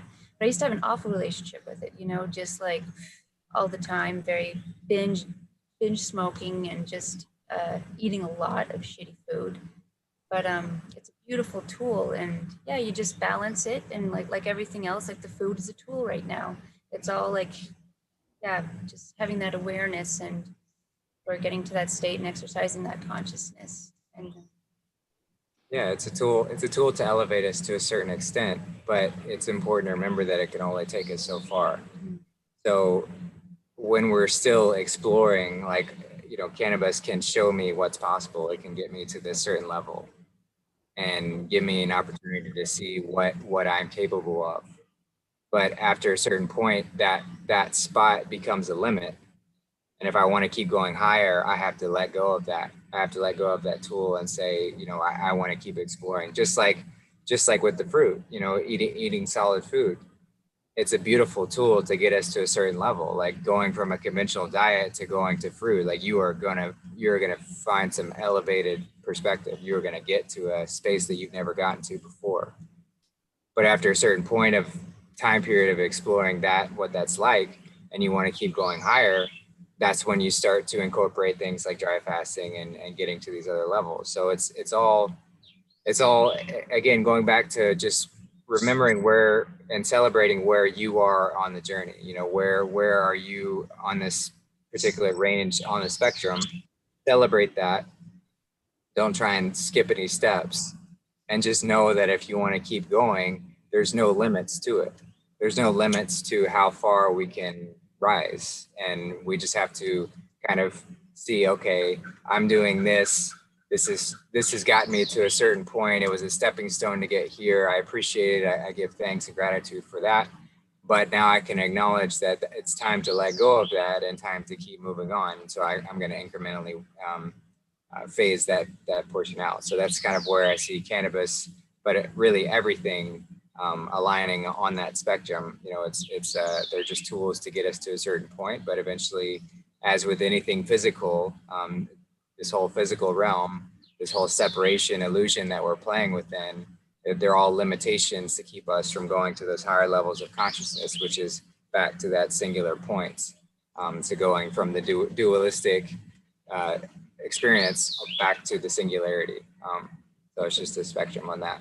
It's all about the consumption, and especially remember this, like when we're online, like when you go online, you're consuming, and that's way out of balance for like, well, I'm still definitely working on that one, which is why these places help. But when you go in, like Yara will always remind me as soon as like I'm in there, like not every time, but like would often remind me, what's your intention? Like, are you looking for something? Like, what are you numbing out there? You know, do you have an intention when you're going online? Because then you're consuming and so much energy is going in. And yeah, so that's another thing with sacred cannabis is helping rebalance that, which is a huge one. At least it's like helping us anchor into the nature, you know. So it's a dance with all of them, balancing, and we're learning different tools from one another, and connecting with each other is a beautiful way for us to into this space of presence. And yeah. Yeah, I think the fruit as a tool, it took me to the level where I trust in the creator. Because now I trust, I'm at the level where I trust in the creator, the dry fasting portion becomes easier. And so I think that's why like this previous 7-day dry fast was the longest dry fast I ever done, although it was soft dry fast. It was actually one of the easiest. I felt relaxed until like day 6, where I'm just kind of like rolling around in bed, like, what do I do now? I already watched all of the Miraculous Mondays and Justin's Mankind's Quest for True Health. And then I finally gave in.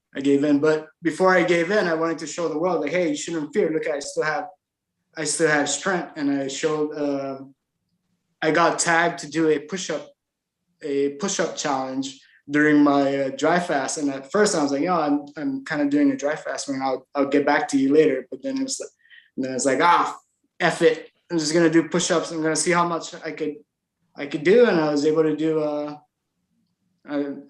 push-ups, even though I was at like 175 hours into my dry fast. And you can see I'm a big fan of Bruce Lee.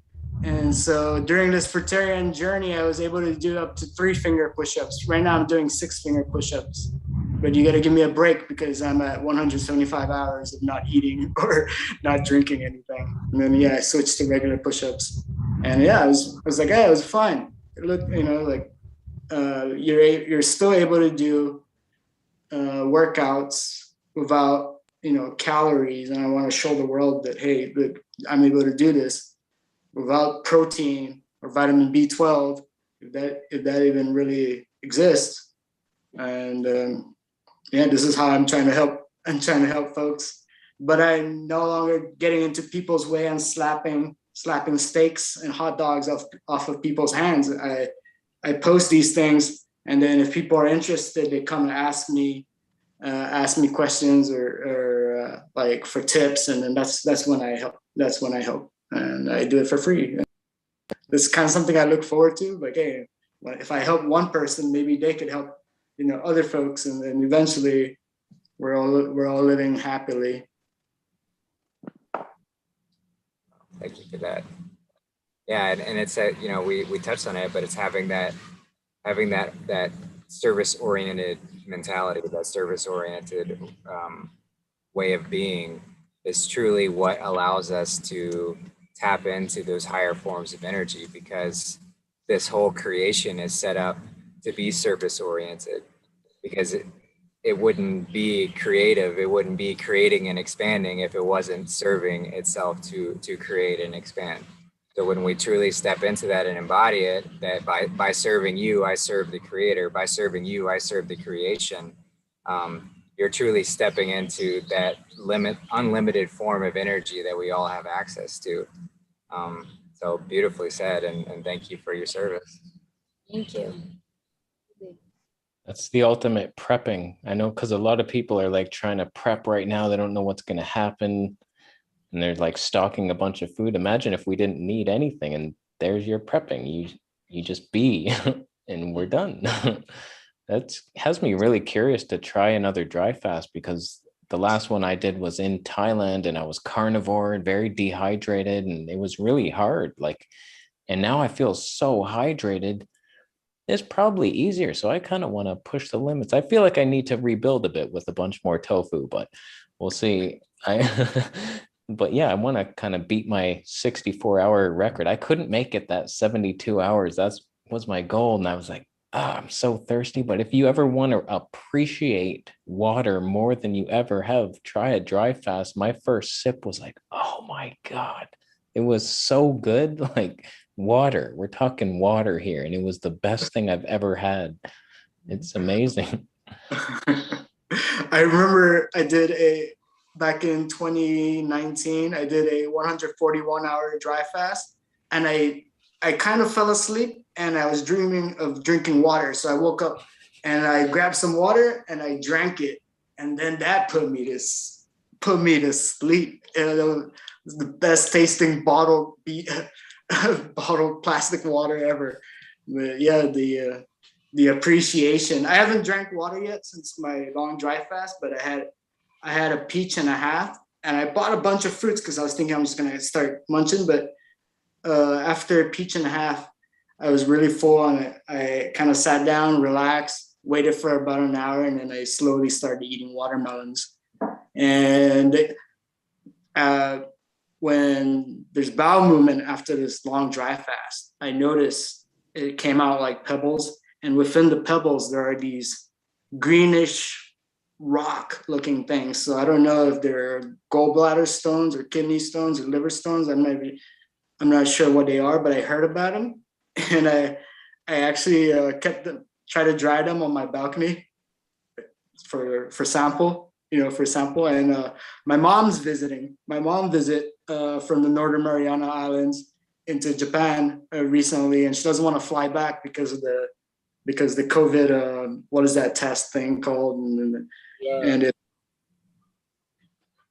what is that? The PCR. You can refuse it. I know there's a guy in Canada that he's like, I think it's Free Melon Society's cousin, actually. And he's very outspoken about all this stuff. And he comes back and he's like, no, he made a video. I forget his name, David Sky or something. Oh, yes. And he just like, he's telling the officers like, this is not legal. It's a violation of this act, and I don't have to take the test, and I'm going to leave, and you can fine me, and you're never going to actually charge me, and it won't stand up in court. And he's telling everybody like, nobody has to take this test. You don't have to be quarantined for 14 days either. It's against our rights. And I love people that are standing up and really learned the law, and they know it's like, no thanks. I'm not doing this. I don't wear masks. It's all just smoke and mirrors. It's not there's no substance behind it. They bully and badger you into listening to it or paying fines or whatever, but there's no law behind it. It's just fluff. Yeah, like that driver's license, right? You don't even need driver's license to be driving. But yeah, I mean, I want to tell my mother like all this. Like, she's 66 years old, born right after World War II, old school Japanese lady. So I don't know if she's got she's able to explain all that without a script. But I'll write her a script if need be. And well, anyway, she's here. She's here visiting, right? And she's cleaning up and found my 7-day dry fast stool sample, and she threw it away. But I haven't approached her about it because I'll be like, Mom, that's like 30 years worth of, research. But it's all right. It's all right. If anybody does a long dry fast and cooked out some kind of crazy things, yeah, I think it would be a good idea to keep the stool for science purposes. And I kept my mucoid plaque as well. It's in my room, and you can shake it and it sounds like rocks. So yeah. Yeah, the filth is real. Things were coming out of me still, like, just so much. At some point, I was going in a strainer and taking a look. It's like, oh, that's interesting. Then I just was like, all right, I'm done. Just let it go. Like, I don't need to be the science experiment where I'm pooing in a bucket. Thank you for all the people doing that and posting the videos on YouTube and going through it with your gloves. And cool. It's nice to see you doing it. I wasn't feeling it. I kind of wish I had saved it all, but yeah, definitely saw some plaque come out in bits and hard stuff and just terrible things. But gut feels so much better now. It's still empty, even though I have food. I'm not gassy. Like, things are good. Yeah, and that's the beautiful thing about having that initial cleansing experience, is now you can truly feel what things do to you, truly, without anything getting in the way. So you can have the things like tofu or whatever, and you can say, how does this feel? Like, truly, how does this feel? And then you'll know. Whereas before, we just had so many layers of gunk between us and what we're feeling. So we just end up piling on more shit, and we're like, well, I feel like shit, but I have no idea why I feel like shit. And it's just this kind of like passive layer of feeling like shit all the time. But now you can eat something and you feel like shit immediately, and you're like, oh, I know exactly why I feel like shit, and I'm not going to do that again. Yeah, and Kasey, we were watching one of your more recent videos, and we were both commenting on how your transformation, your before and after with the juice, you look so much more vibrant and healthy. You're like, oh, look how beautiful, he's just glowing. So, Oh, thank you. I had so many opposite comments. Oh, he's a skeleton. Oh, that's disgusting. He's dying. And it's like, wow. Yeah. I definitely estimated like the power of detox, right? Until I started this fruitarian diet. For like the longest time, I was like, all right, fasting is the best. Fasting is working. So like throughout 2019, it was all about eating whatever I wanted, big, huge meals, and then I fast. And I got into this snake juice fasting by Carl Robinson out of Alberta, Canada. And I was doing that for a while too. And I was just eating a bunch of meat and a bunch of crap. And I was really, I was okay with it because I was like, I'll just fast. I'll fast and I'll detox out. But then in 2020, when I did move to the fruitarian diet, after the first week, it was just like, oh my God, like this, I feel so much more better on just fruits. But yeah, and then when the mucoid plaque came out and I had so much strength to do all kinds of workouts, I'm climbing trees, doing pull-ups, it just got to the point where I'm like telling everybody, hey, you need fruits. Fruits is the key. Fruit, I was just so excited. I didn't know how to act at that point. But I think I have a story of why I finally decided to go fruitarian in 2020. In early March, I found a boat near my house on a beach, and it looked good. And I was reckless. I was going to go to another beach to barbecue and drink beer with my friends. And I got on this boat without really checking it. I made a paddle out of pallets, this makeshift paddle. And I got on this boat without even testing it first. I got on and I started paddling away towards another beach. And I was going the direction I was doing fine. And then the wind picked up and the waves picked up. And I got so far from land that I know if I jump off and try to swim back, I probably won't make it, And what was surprising was I stayed calm, like okay, this kind of reminds me of the Truman Show, where like my father was lost at sea, And so I thought this was like the universe's joke, just joking with me. I'm gonna go just like my father was kind of laughing about it. And I stayed calm. And I looked down and I realized there's holes in the boat, and then there's water coming up, and this is where like, oh, this is where I'm gonna die. Like I didn't like what a life, what a life. I feel like I could have done more for the world, right? But I accepted my death at that time. And miraculously, a speedboat was passing by, and I waved it down with my paddle, and it took me back to shore. And then, like a week later, I started this fruitarian diet. A lot of my fears disappeared from there, and that kind of gave me that last push to, hey, try out that fruitarian diet. If results are good, show the world. And yeah, I haven't died once since I started the fruitarian diet, and it's actually going great. I never thought my journey will get to where it is right now. Just looking more into like the fruitarian diet or diet in general, it opens up different windows for different rabbit holes. Next thing you know, I'm watching Eric Dubé videos, and it's just blowing my mind. And I'm watching Santos Bonacci. And then, yeah, next thing you know, I'm on Miraculous Monday. Justin and Aaron and Kira, and everybody's just blowing my mind. It's blowing my mind, and I'm really blessed and really happy that this journey got me here. And now I play it like it's like a fun game. Like this is a movie, and I'm the main character. But if this is like the Matrix, if it really is like the Matrix, let's work together and let's get out of here. And not, try not to get recycled unless you want to get recycled and eat children or something. I'm not sure why people want to get recycled, but yeah, this is kind of what I want for everybody. For first of all, heaven and earth, and then if we get to get out of this matrix, then yeah, let's all work together and get out of it. Let's wake up and let's get out of it. So beautiful, sweetie. Yes. Thank you for opening your heart and sharing and participating the way you are. It's you bring such medicine, your authentic self, both of you. Goodness, just so much love. And for this sweet cat.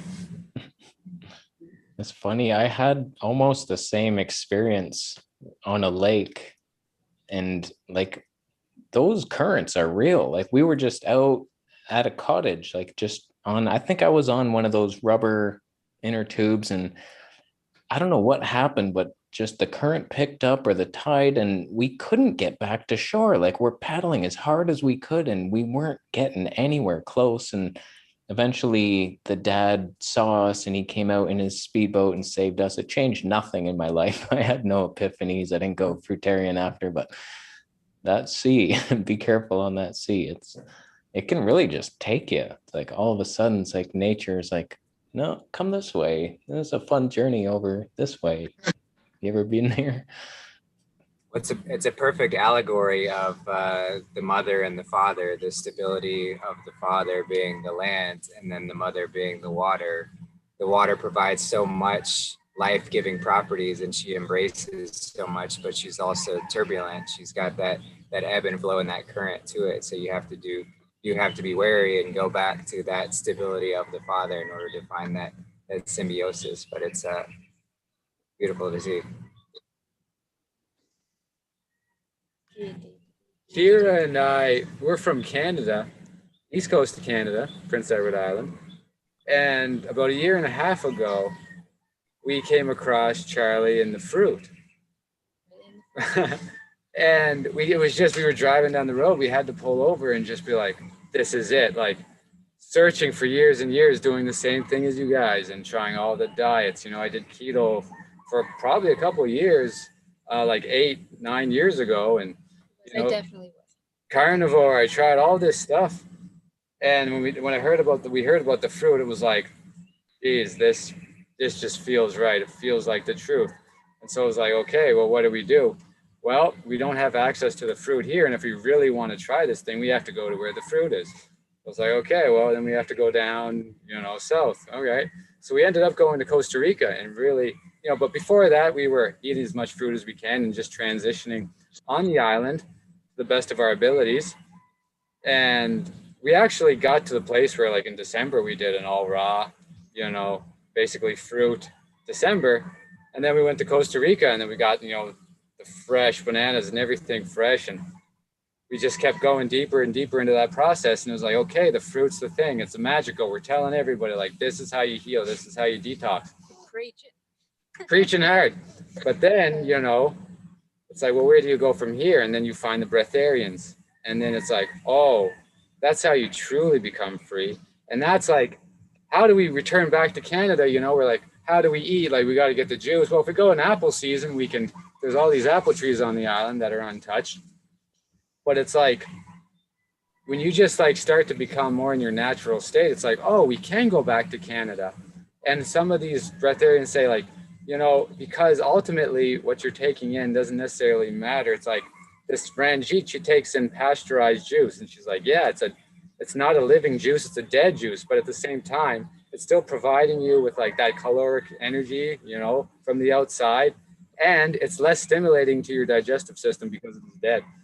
So she actually recommends that. So it's like, okay, we can return back to Canada when we start to work on this actual like dry fast and just living in that natural way. And then, you know, we don't have to worry so much now that we've done so much fruit and juice about needing that pure juice and that great juice because we've done so much detox. It's like, okay, we can have pasteurized juice and we can, you know, eat avocados there and some fruits, but it's just like really focusing, you know, on the natural state. It's like just align more and more to the natural state, you know. And if we want to indulge ourselves in tofu, or me, I love to have chips and salsa. I'm so excited, my God. But you know, then do that and then go back to your natural state. So it's really freeing for us, even though, you know, it's going to become, the more we align to this, it becomes much more freeing because you don't need to buy food or drink unless you just want to go into an experience for fun or for perhaps some sort of particular detox or healing modality, some sort of energetic reason. But yeah, so, you know, we fruit's not the end of the journey, but it's such a beautiful part of the journey to dive deep into for detox and everything. But then, of course, we go deeper. Beautiful. Well, we're getting close to 2 hours. Did you still want to play a song or still feeling We that? can do some. Want to use the headset, or am I loud enough here, or would I want to put headphones in? Yeah, what do y'all think? Can you hear Kira well enough? Or would it sound better with some headphones if she played a song? What do y'all think, Alan, Kasey? Kasey, you I gotta hear the comparison to tell which is better, but I think you're fine. I think. So that's been another big thing. The more you purify samples in our consciousness, like they all channel in their different ways, but all these songs are just channeled through, and they're all there, and they tap into all of our consciousness, and it just, yeah, it's like a highway switch, and I just humbly get to receive it and share it. But yeah.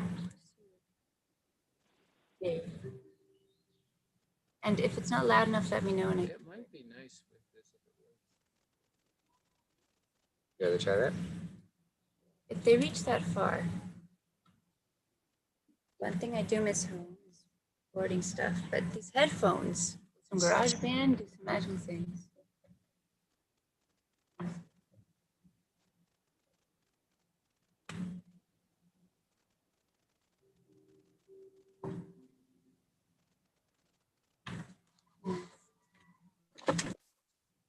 Deep. How's that, my dears? It's all right.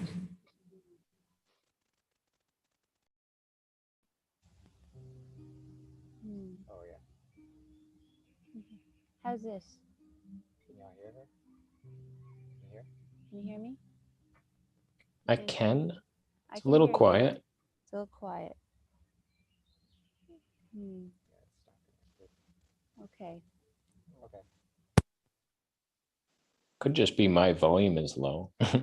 You might be fine. It was a little quiet.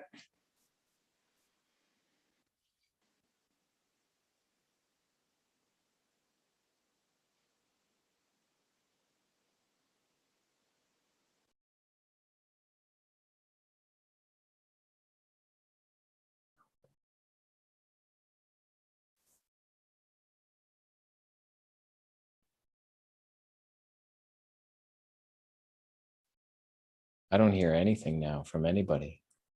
We're in the void. Can't hear anything. Now I hear.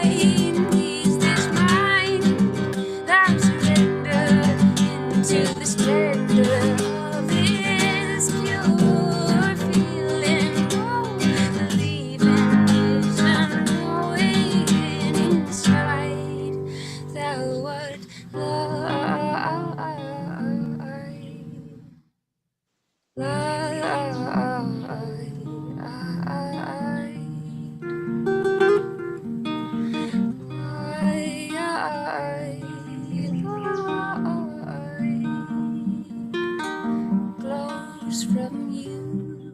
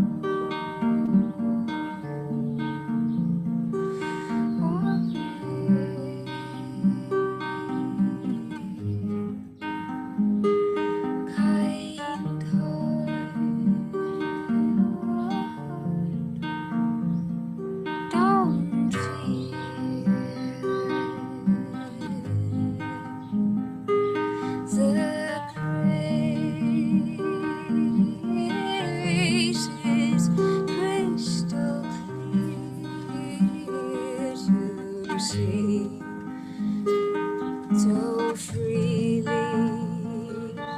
you fly and feel day and night. Oh, cosmic, beautiful, wild thing you are.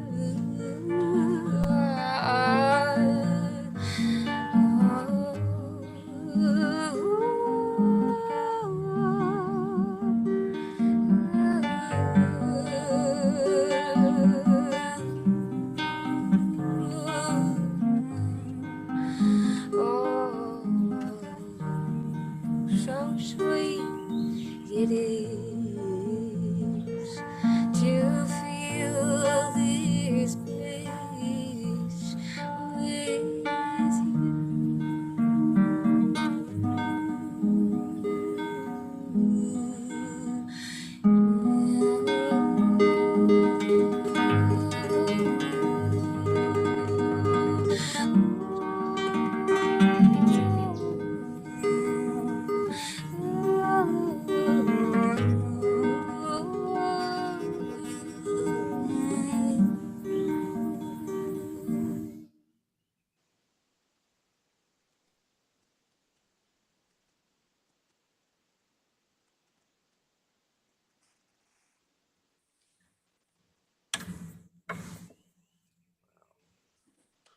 Beautiful.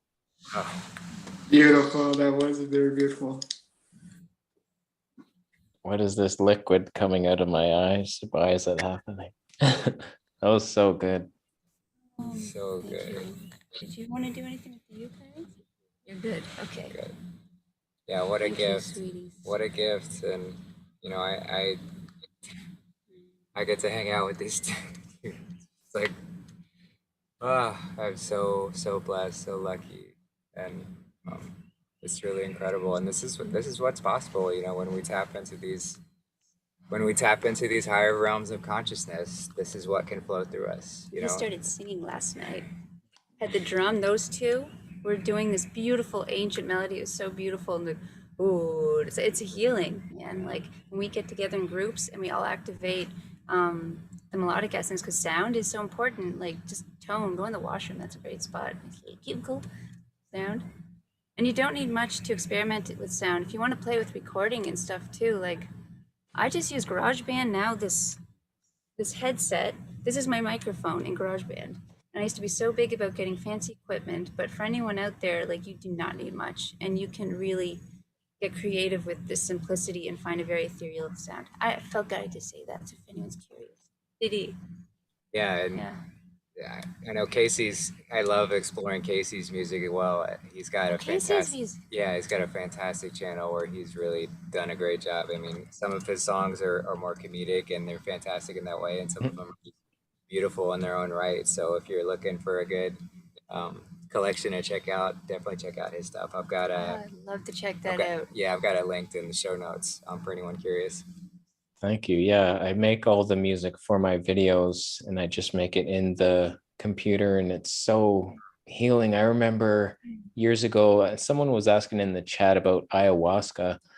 I have been to a little ceremony and I have done that. And there was one part where they asked us to all create our own music and like just together. And so everyone was kind of nervous to start, but somebody started singing. They were just humming a bit. And then another person started chiming in. And then just as a group, we created the best song I've ever heard. Like it was just so magical. And my piece was just, for some reason, the wooden floor was so bassy. And I was just given this like house beat, like it was the most magical rhythm I've ever felt, and just everybody's piece added to it. And music is what heals. Like it's I feel like it's so beyond what we even know it is. It just, we think it's something we hear. Like, no, it's magic beyond words could even describe it. You can feel it, like it can give you chills. And I think everything is sound. Something, it is. All the stars. Look at anything, it's a song. The relationship between a tree and a bird is a song. The relationship between that mountain and like how I feel right now. Every thought can be interpreted through song, and that's what the music channeling started to be. It's like this presence. I mean, in that state of presence, that's like this grace of art in the poetry, because Creator just like, it's this flow of poetry that you can tap into, any of us can tap into. And it's this pure energy. And it just comes from being present and allowing it in. It just shows me everything's music. So like when these songs come through, it's literally all the consciousness of us all together. And it's this focal point between the core of all of us. It's our heart, you know? And it's so beautiful. And then we come together and share that music, like having Justin in with Dear and I, like we do a shitload of ceremonies, but sharing it now and sharing what we've been doing for so long, it really is a gift. It brings a new energy, new frequency. The songs that come through are way different, and I'm like, what the fuck is this, you know? And it's all about the beings that are present with us, and that's a big fuel. So and I get fuel by sharing it. And that was a big thing when I did ayahuasca ceremony that she taught me. She showed me what my voice looked like patterns and how it heals, like different dimensions. If you want to look at consciousness in that way, where it would come from specifically in terms of frequency. And like when I was like low in energy, her big thing to teach me was like once you pick up the guitar, it's just healing and lifting you. So it's so important for all of us, especially a drum. You can make a drum. Everybody can make a drum. Just hit some, you know. Hit. I know I shared this on Miraculous Monday, but I've been looking into Japanese kanji, Japanese skills, and this is the Japanese kanji symbol for music. It's ongaku. Om, which sounds like om. Om is a symbol for sound. And gaku is a symbol for enjoyable, easygoing, and let's say a good feeling, right? So this is the kanji symbol for music in Japanese. And this is similar for a Chinese symbol as well. And then, you know how you were saying music is healing, or we hear the term music is medicine? This is the kanji symbol for medicine.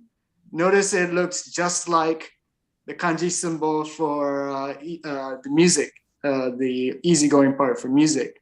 And it's similar with Chinese symbols too. So it makes me think like, hey, maybe our ancestors or I don't know how long back history is accurate, but maybe the older Chinese and Japanese folks knew that there was a connection between healing and music, or music and medicine. So how do you say that again? Ong. Ongaku, that's music. So sound is on, which sounds like om, right? And I'm just like, oh. And then gaku is the symbol for enjoyable or easygoing. And then kusuri is the symbol, is the word for medicine. And you notice it looks so much similar. It just has this crown on top. And then this is the symbol for tree right down here. Symbol for tree. So maybe you could get your medicine from plants and trees. I don't know. I think it's true, but I think our ancestors kind of knew about this when they're making these symbols.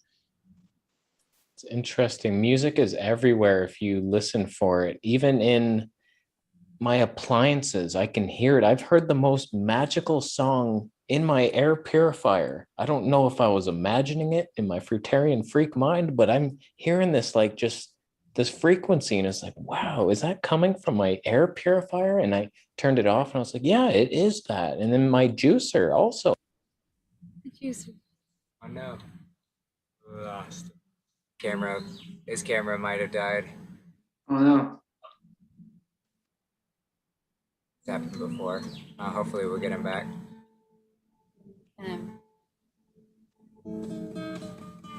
Feeling inspired? I'm feeling inspired. Maybe I picked up the guitar because we just need to give him a few minutes. Oh, there he is. He can continue. Sorry, the battery died. Yeah, that was about it though. Just I've heard these magical songs. My old juicer had it too, and it's just listen for it. It's hilarious. Even in the wind of the trees, it's like it's all music. Aren't you a poet? Yeah. And that's like how poetic our observation is, like, and how we can really shift our perception so quickly, without going into delusion, that's like with our perception. But like that's where nature's a really good exercise. It is what it is, but how are you aware of it, Just like, oh, like I can like be aware of like, oh, I'm feeling uncomfortable, I'm bored, blah, blah, blah. It's like, well, what does the tree look like? Green. Yeah. The birds in it. Yeah. They're pretty beautiful. What's the sky look like? Some clouds. What do they look like? And you keep going into that and exploring. And that's this process of channeling music, really, or anything. But you're just becoming aware. And then you realize you're painting with your perception, and you have the paintbrush. And you get to choose how you want to look at it. And it's just the way it is, but it's so beautiful. And so you're just so aware. And that's God's grace in your perception and your awareness. You have this allowance and this gift to just go into that spaciousness. And it's all about the space between. And again, that's where dry fasting is amazing. It's the space between, even like with our words and articulation and how we communicate. The space between is so potent and important and healing. And yeah, that's that. Yeah. Wow, this has been such an incredible show today. Like I can't even believe the range of topics that we've gotten into, and just how beautiful this symbiosis of souls has been. So I want to humbly thank you all for being here. Thank you for participating in this and for sharing your time, your valuable time and attention on in this space. Truly is just a magical experience. So thank you.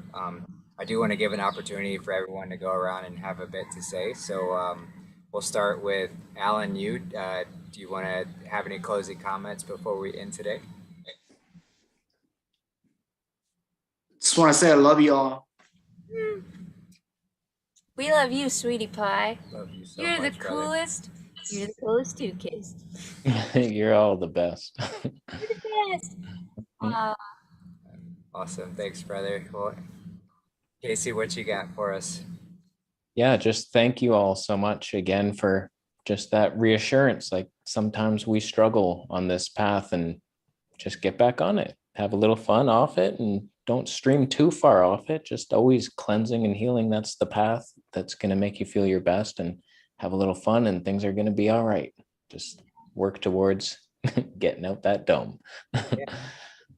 And I like to focus on, just causing no harm except to myself. If I'm only causing harm to myself, that's okay. I can deal with that. But if I'm causing harm to something else, then that's where I've got to draw the line. I mean, you can go down that route, but then you're accruing a lot more karmic repercussions that I don't really want to get into myself personally. But that's kind of how I like to think of it. But yeah, thanks for being here, brother. Appreciate you, and appreciate all that you've done. Thank you so much. Yeah, thank you all. Yeah, anything for us? Well, for me, the biggest revelation, one of the biggest of late, has been really like, okay, it's time to start dry fasting. It's time to start coming into that natural state. And it just feels so good on so many levels, just freeing, just taking off those attachments. It's so beautiful. And, we're, my initial, flow of energy was like, we're just going to go so deep right off the bat, dry fasting. And then it was like my mind started to like freak out and go nuts. And it was like, you know what? Well, let's feel something else out here. And it was like, well, what if we did like day on, day off? And then my mind and my body's like, oh yeah, okay, that could make sense, And that may not work for other people. No, but it's the way that works for us. Yeah, and we just started it, and it's going to be an evolving process. But so far, it feels amazing to have that freedom and to be like, go a day without eating anything or drinking anything. And it's just like, wow, this is cool. It's a whole new freedom, a whole new level of experience. And then, yeah, it's when we can get freer with what we do choose to consume. If we want to get out of our range a little bit, not have to be so necessarily strict to the fruits, but your body will let you know what it wants. With Kira, she part of her wants to eat, more of that avocado wrap. But 1 or 2 bites in, it's like, no, that's it.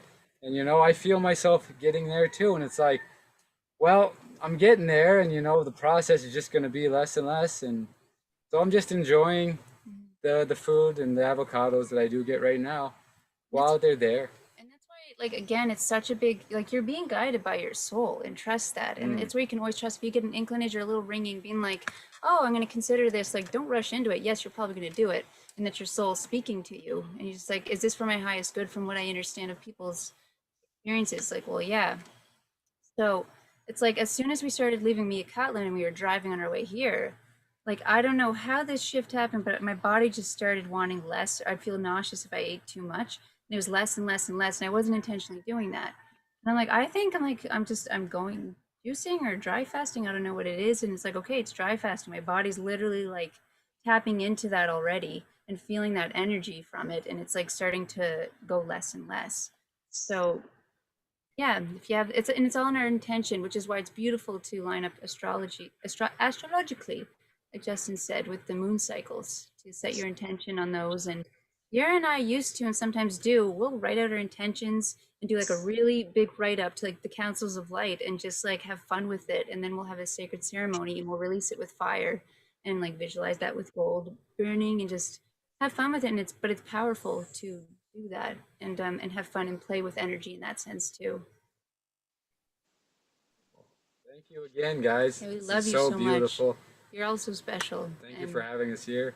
I'm so excited we got to meet you too. He's like, do you guys want to go on the show? This is last night. I'm like, yeah. It's like 2 kids, they're gonna let us on the screen. Yeah, I've been shy, so great. Exercise that throat chakra. It's always a good practice to do so. So thank you both for being here. Thank you, Kasey. Thank you, Alan. Thank you, Team Honey. I love y'all so much. I'm so honored. I am truly so honored that I get to do this and get to help share this beautiful message, because we're all just going home. We're all going home. and it's what a beautiful gang to go home with. So thank you all for being here, and that's it for me. Later today, so we're going to do a double whammy for health today. We're going to still have our regular weekly show with Tony. So if you've got any more practical questions, or we can get into the higher spiritual stuff too. But those shows are a little bit more practical. So if you've got any questions for Tony, email them over to me at understandingtruth@gmail.com, and we'll be happy to cover them on the show. Those are so that'll be at 4 p.m. Central Time, 5 p.m. Eastern. And yeah, I just want to thank y'all for being here today. Yeah, and then we'll have the Q&A on Friday with me and Charlie as well. So we'll have that coming up at 2 p.m. Central Time. So those are always exciting. And then yeah, we'll just keep playing it by ear from there. I love y'all so much. Thank you for being here. And yeah, until next time, we'll talk to you then. You will be filled with love. Love you guys. Love you so brother. much. Bye, guys. Yeah.